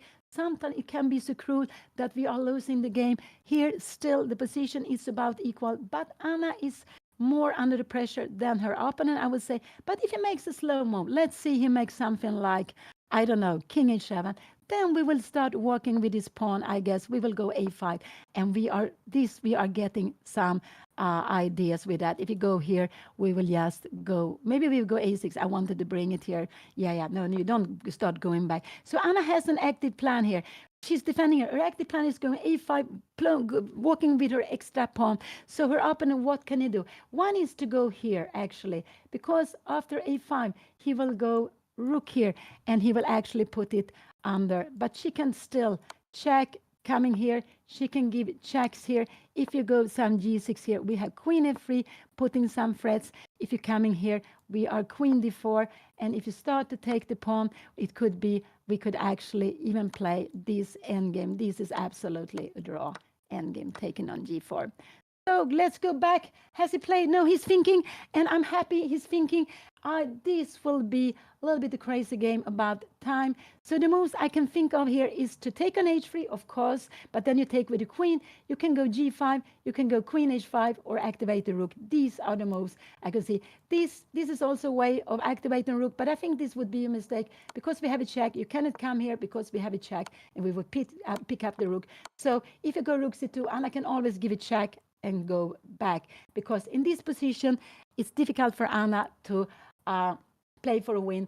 But Anna is planning walking with the rook, with the pawn, and then this, because Anna controlling a8, this rook will be better here behind, attacking Anna's king side, but also defending against walking down. But then Anna has different ways of playing against the king, against black's king, which also could be weak. Oh, so nervous. Her opponent has only 5 minutes. Anna has 2 minutes. We have no camera on the board. I'm so sorry. The camera died. The battery went out. And so there is no camera on the board. That will be fixed for the next round. The next round will start 5 o'clock. But we are seeing the 7th round. We have such an exciting position. You see this with different color bishops, heavy pieces. And when you get the initiative, this can be very, very dangerous. And it's also very important to see that bishop d5, yeah, it doesn't work. We can take queen take g4. We can actually go rook to g4. This is absolutely the best move because we've taken check. So, but we could also maybe even just take the bishop, or everything would be fine. So bishop d5 is absolutely not a move to be thinking of in this position. What will he play? He has so many to choose from. That's too tactical. I'm a little scared of g5. And it's not such a strong move, but that Anna will go wrong with the rook. Her rook needs to be on the 4th line. If she goes wrong with the rook, it could be dangerous for her. So that's why I don't want her to. That's why I'm a little scared of g5. That she needs, after g5, she just needs to bring the rook here on d4 or maybe b4. I don't know which one is better. Oh, this is not possible. Yes. So she needs to defend it. Rook d4 is just necessary to be played, or rook e4 actually. So this is actually a scary move if it goes g5, because there are tactics, and you see I went into the tactics. After g5, she needs to go rook to e4 or rook to d4. These are the only good move she can do. She can even play this endgame, taking here and play this position. This is absolutely fine to play. After here, we will start walking. If you take this, we will keep on walking, and we will have, I guess we will have like this. But here we will go, I don't know, maybe king h3. I'm not sure what is better. Rook is coming here, and we will take, this is a better way to play this. And we will just bring up the king. This is a draw position. King comes here, and we will just go f4. We will go king f5. So he played. What did he do? He played. He go for the draw. He goes for the draw. Now this is a drawing position. This is absolutely a drawing position. So Anna will have to take an h1. She will absolutely do that.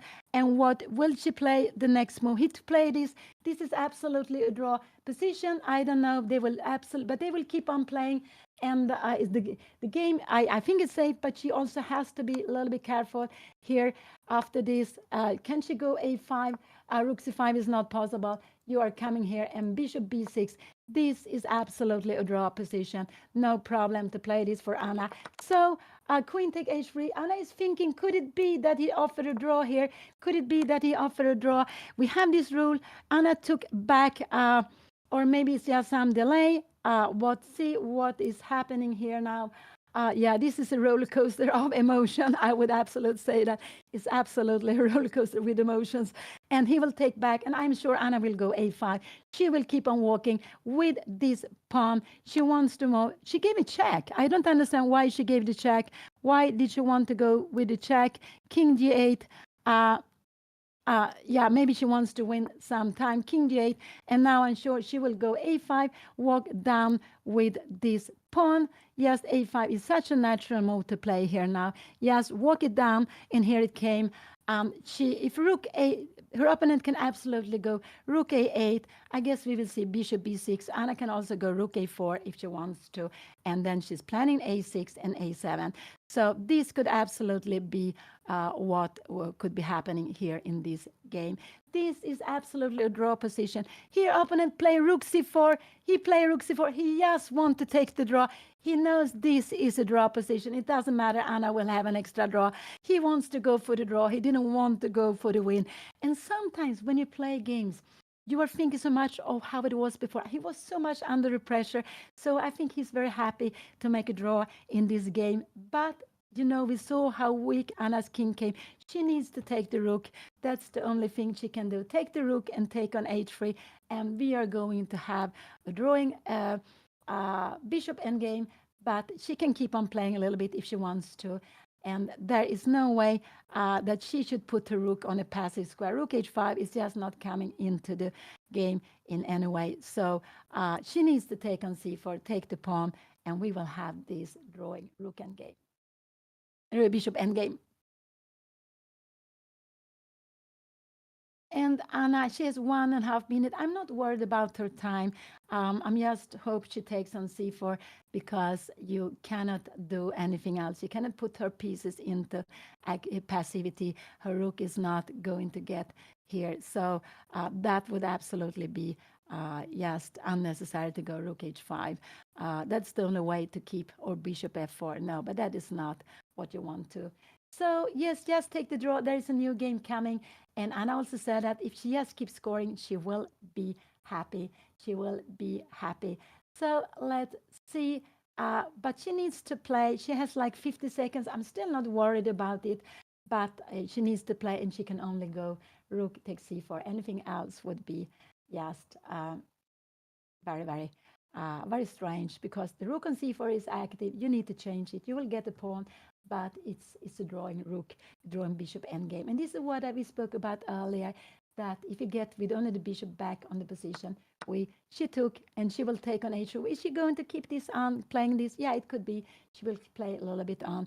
And it's nothing wrong to keep on playing this. She has a pawn more, but she will just realize that this is not a way of winning it, but just keep on playing it a little bit. You will get the feeling of it. If she could put her king on b7, if she could king on b6 and march the pawn, and then the king on b8, yes, then she could win it. But when she goes with the king to the king side, queen side, the other king will also come to the queen side, and there is no way for Anna to attack the pawns on the king side. Black will put the pawn on g6. So, and sorry for that we don't have any. The king is marching, and yeah, I don't know. It doesn't really matter what Anna is doing. This is just no way of play, no way of creating anything here. But she will probably make some few more moves. And remember this different color bishop. If it was the same color bishop, this would have been a winning endgame. But we see that the bishops are colorblind. So Anna have no control of the white squares with her bishop. And that makes it impossible for her to jump with the pawn to a7 and after to a8. And to do that, she needs her king. But when her kings get closer to the queen side, also Black's king get closer to the queen side. So this can absolutely only be a draw. Bishop c5. King is coming closer, and when Anna goes after the pawn, she g6, the g7 pawn, it moves to g6, and the bishop on c4 will defend everything. The black can actually just bring the pawn. She went f4, so Anna will keep on playing a little bit, but this is nowhere. We will see g6 now. I think we will see g6 now in this position, and here we have it. And then we will see the king to the queen side, the bishop on e6. And we have absolutely, there is nothing we can do to try to do something. Here we have king d7 and king d7. Anna will go king g5.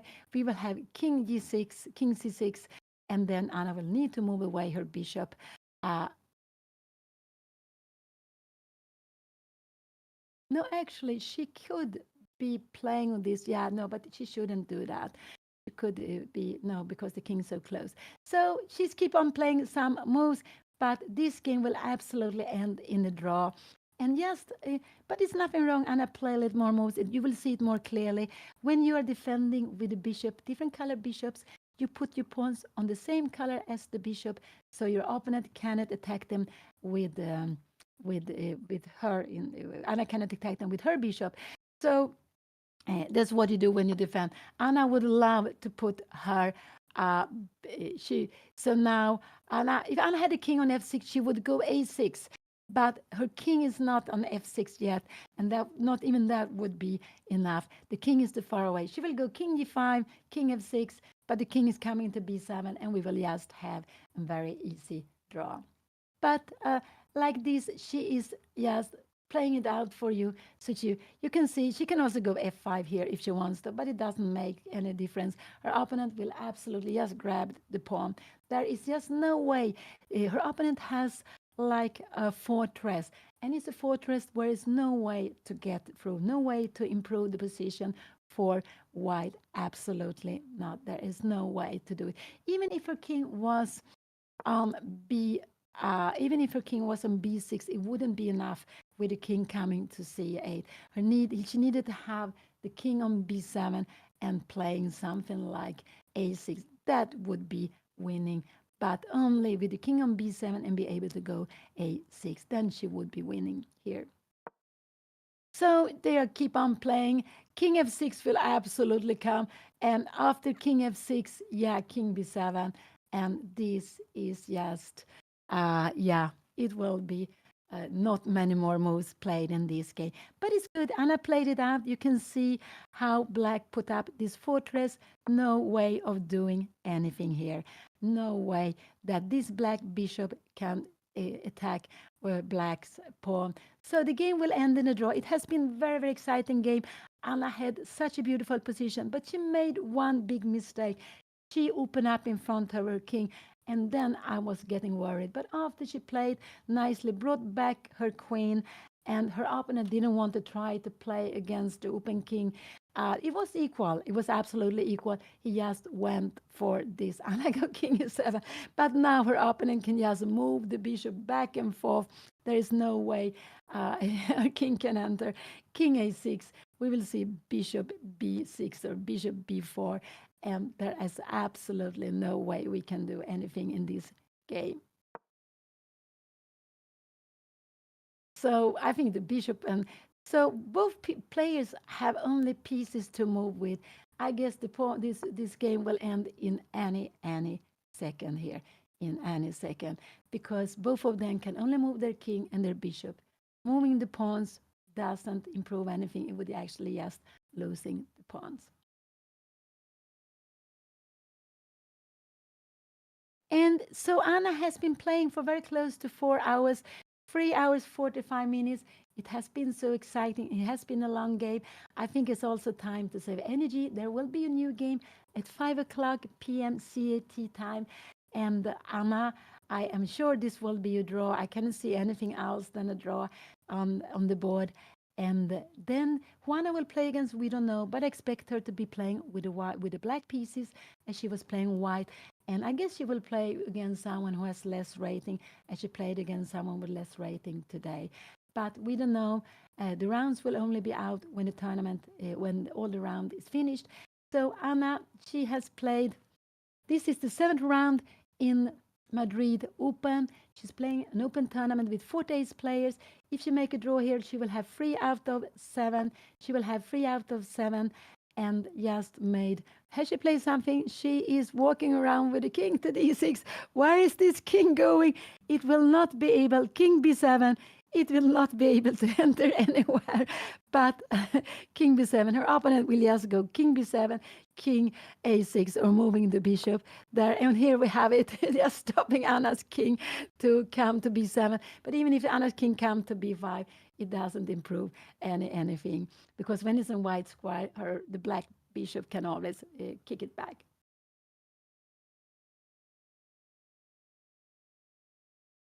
And in this, she played bishop d7, d8, but she has want to keep on playing. She wants to go with the king to c6. But even if king comes to c6, it doesn't make any difference. I guess we will see king b7, king b5, and bishop d7 check. Yeah. So so they keep on playing, because the king can just stay there. Black can just move away the bishop. Anna can put her king on b8, but she has no control of the white square. She would need to have a knight. With a knight, this would be a winning position. If she could have the king on b4, she go knight c5 check. This would absolutely be a winning position. But with this black squared bishop, also with a white squared bishop, she would be winning. It would actually be very good to have the pawns on black square, but with different color bishop, yeah, this is just a draw. One pawn is in general not enough to win the game, only if this pawn can be pushed and become a queen. But otherwise, one pawn is in general not enough to win a game in different color bishops with no other pieces on the board.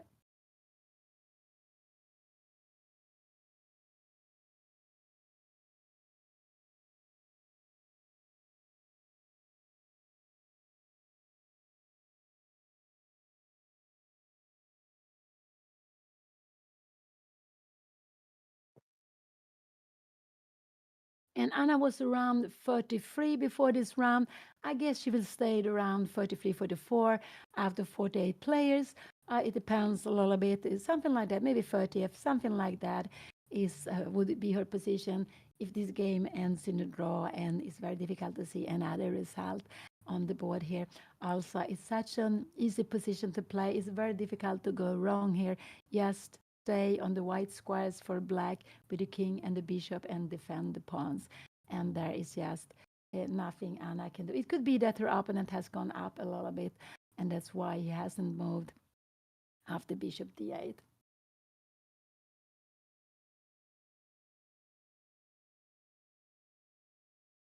Yeah, I'm going. Yeah, I will keep on playing over the board.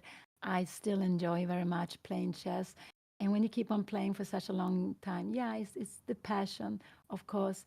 And so I will play, I will keep on playing tournaments. There are some tournaments coming up this year, but I also enjoy very much to be.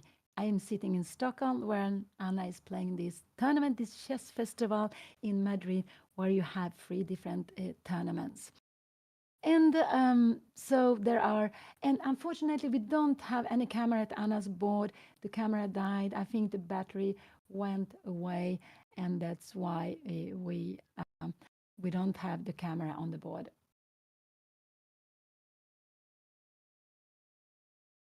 And that's a pity because it gives so much to see the players. I really do love this. This was a dream for me 30 years back to be watching, play a tournament. You can see the players when they were sitting at the board. You could have some commentary, and you could also see the board very well on like we do now here.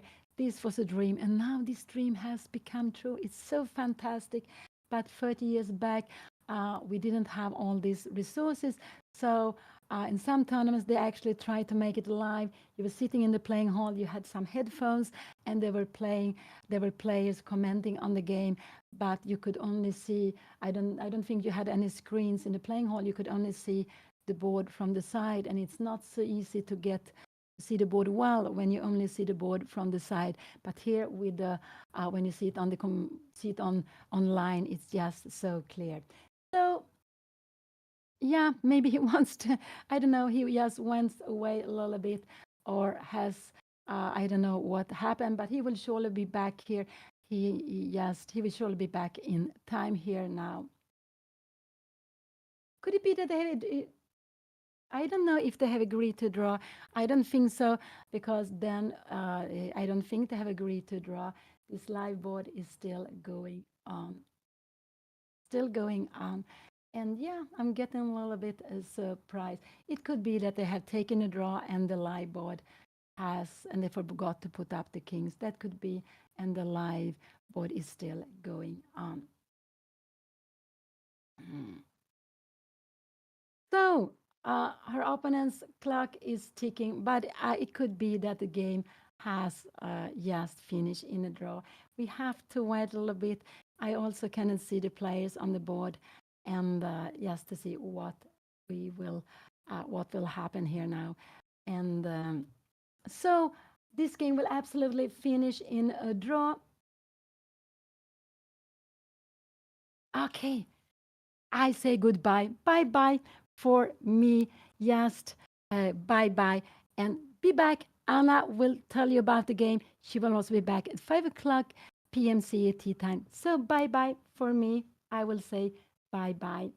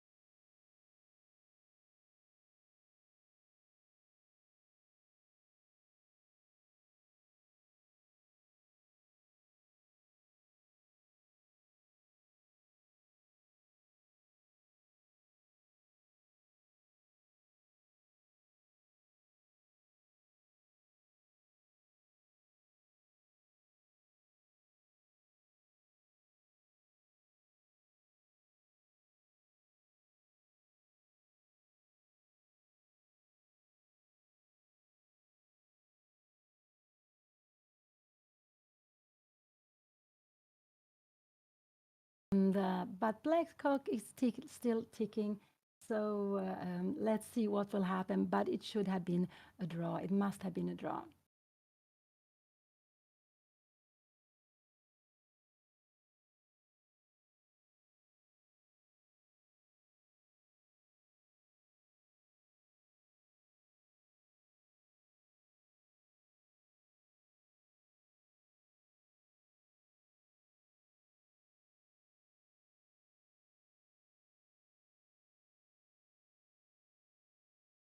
Waiting, but I'm still here now. Yes.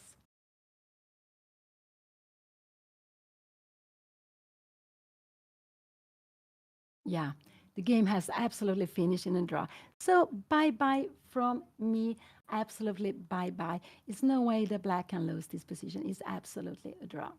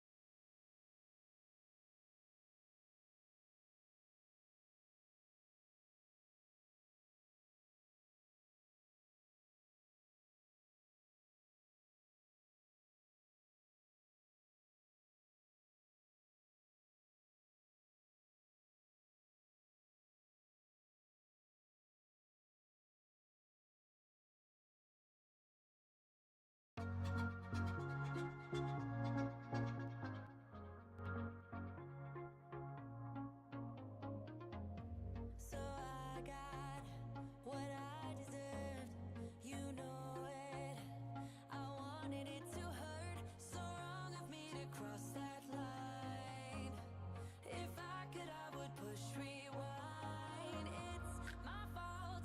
I'll give you my heart, you can crush it, moving on. I'll be on my way if you want it.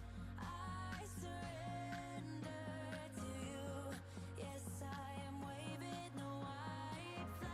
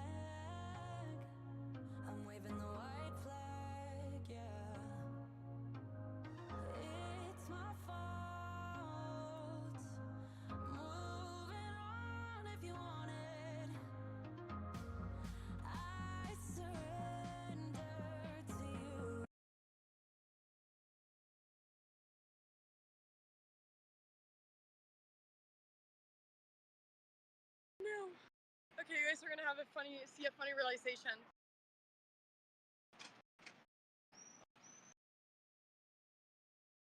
Okay, hello everyone. They closed down my little spot to go on my walks after the game, and so I can't walk there, so I'm gonna have to find a new place to walk. People, I am so sorry. My camera, the charger wasn't properly put in, so apparently it wasn't charging during the game, and then it died. But I thought the camera had good battery, but it died in oh, I played for almost 4 hours. Was the game that long? That's crazy. Anyways, I'm very sorry about that because you couldn't see me for parts of the game, but I drew. So my mom texted me, was like, Anna, you haven't put the kings right, but I drew. That's the result of the game. It was a draw. But I hope that you guys could see the ending. But yeah, I'm very sorry that the camera died in between. It's not gonna happen again. The charger wasn't plugged in properly. But hello YouTube, hello Twitch. Let me just put get my here we go. Um. Oh, let me see. How was how was the game? I thought it was good. I was happy with it, but I think my mistake was h3. I should have gone rook c1. I think to prevent knight c5. It was really stupid that I just played h3 really quickly. So I think that was one mistake that I did, and then obviously g4 was bad, but I didn't know how to play to win there. Maybe I can go bishop takes a7 in that position, but then I thought that there's rook a8.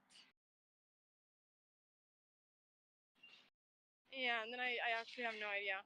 And then queen b6, rook takes bishop, queen takes e5, king g3, g5. I have no idea what's going on over there. I have no idea.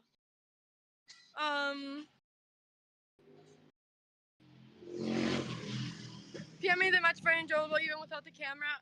Thank you, Mom. Thank you for saving us. I am so sorry that this happened. It will not happen again. I'll make sure that the camera is fully charged before the next game.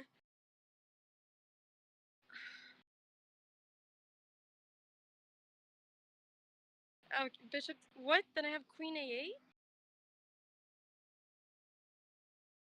But the queen is on e5. Oh, you mean queen? I am so confused. I'm so confused on how that works. Like, if the engine says it works, it works. I just don't see it. Bishop takes a7, rook a8, queen b6,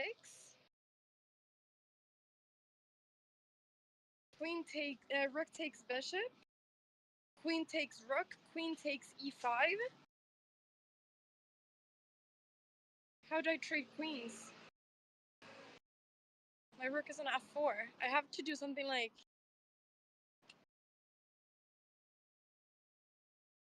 I mean, I'm a bishop down there. I mean, this. What?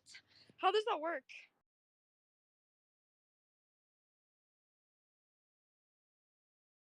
Yeah, okay, I'll check it with I'll check later. I wouldn't have seen this because I'm not even seeing it in my brain, even knowing that it's the right move. I wouldn't, no, I wouldn't have seen it. I mean, I was looking at bishop takes a7, but I was really scared of that move. So yeah, I'll check it. I'll check it later. Ah, there's queen. Ah, that's why it wins, because there's queen c5. I get it. Okay, now I get it. Bishop takes a7. Bishop takes a7, rook, queen. Yeah, now I get it. Okay, it makes sense. It makes sense. That's why. There's queen c5. Okay, now I understand. Okay. Yeah, I was thinking about queen b6 the whole time. I don't know why, but I have queen c5, obviously. Ah, so that was my mistake. I thought it was already a draw there. I thought it was already a draw, but it's not. It's not. So it was actually a good game. Okay, I'm pretty happy then that it was a good game. I mean, I was constantly pushing for the win, but I just couldn't get it. But it's okay. I feel like I'm just drawing with white and winning with black. So this afternoon we win. That's the goal. This afternoon we win. Then we're on 4 out of 8. Then we're at 50%, and then we go ahead and get another win, and we finish the tournament with 5 out of 9. That is the idea, and that would starting with 0 to 3, that would be really good because that would be 5. That would be 5 out of 6 games. So that would be really good. That's the plan, everyone. Okay, that's the plan. We're going for the remontada. That's the goal.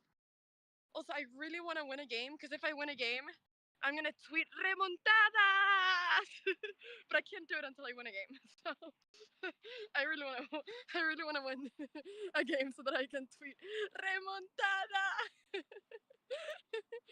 But yeah, I'm excited. It was pretty good. I feel like I'm playing a lot more solid and controlled than in the beginning of the tournament, though. Like I feel for me it's very noticeable. I feel much more in control every game. Like I don't know how I lost 3 games in a row. Like I'm a solid person. I don't get how I lost 3 games in a row. That was just me doing weird things. But now we're yeah. But now we're doing a lot better. So my time management is also a lot better than it was in the beginning. Like I'm not spending these 40 mils in the way. So okay, well I am happy. I am happy. The moment that I played Queen G3, I could see on his face that he didn't see that move, and then I was really happy. So yeah. All right, everyone. I think with this, I'm gonna say goodbye. I'm gonna charge the camera. I'm gonna have some food, and then we're gonna play the greatest game of all time in 3 hours. So 5 p.m. CEST. That is when the next round is. Round 8 at Madrid Chess Festival. It's been so fun to play here. I'm so excited to play a few more games. And yeah, we'll be playing some good chess. That's the plan. That's the plan. The most fun thing is how like friendly everyone is here. Like after I finish the games, like I always analyze with my opponents. And there's so much.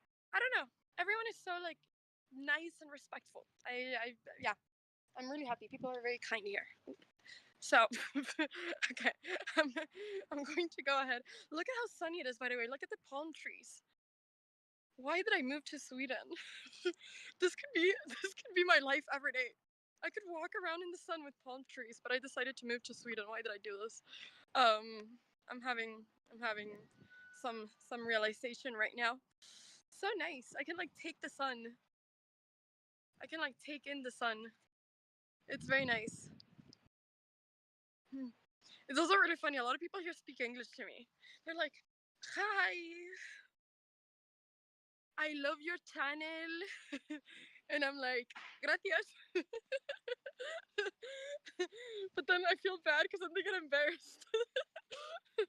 And then I feel really bad because they get embarrassed. So it gets really awkward. So sometimes I just reply in English to make them happy, so that they just, think that they did the right thing. But it's happened a lot of times. But then, yeah, it's happened a lot of times. But people are very, very friendly. So that is great. Anyways, everyone, I'm gonna go get some rest, get some food, and I will see you all in 3 hours. Thank you so much, YouTube chat. Thank you so much, Twitch chat, for being here, for watching the game. I'll see you all at 5 p.m. CEST. Be here or be square. No, I don't know. Don't miss it. It's gonna be fun and it's gonna be good. And I'm excited. So I'll see you all in 3 hours. Bye. Type bye in chat. Let's all have it together. Bye. Bye. Bye. Okay, we're also going for la remontada. So I'm gonna hope that I manifest a remontada. Who do I raid? I guess I'll raid Gotham now that we're here. Oops. Wait a second. I'll raid Gotham. Okay. Thank you so much once again, everyone, for watching the stream, and I'll see you all later. Bye bye. Be here in 3 hours. That's when the next round is. It's so sunny. Like, I'm gonna get burnt, I feel like. How did it become this sunny? Like, how is Madrid such a hot city? So hot here. Alright. There we go. There we go. Bye bye, everyone. Take care. Bye. Bye, bye, bye, bye, bye. Bye.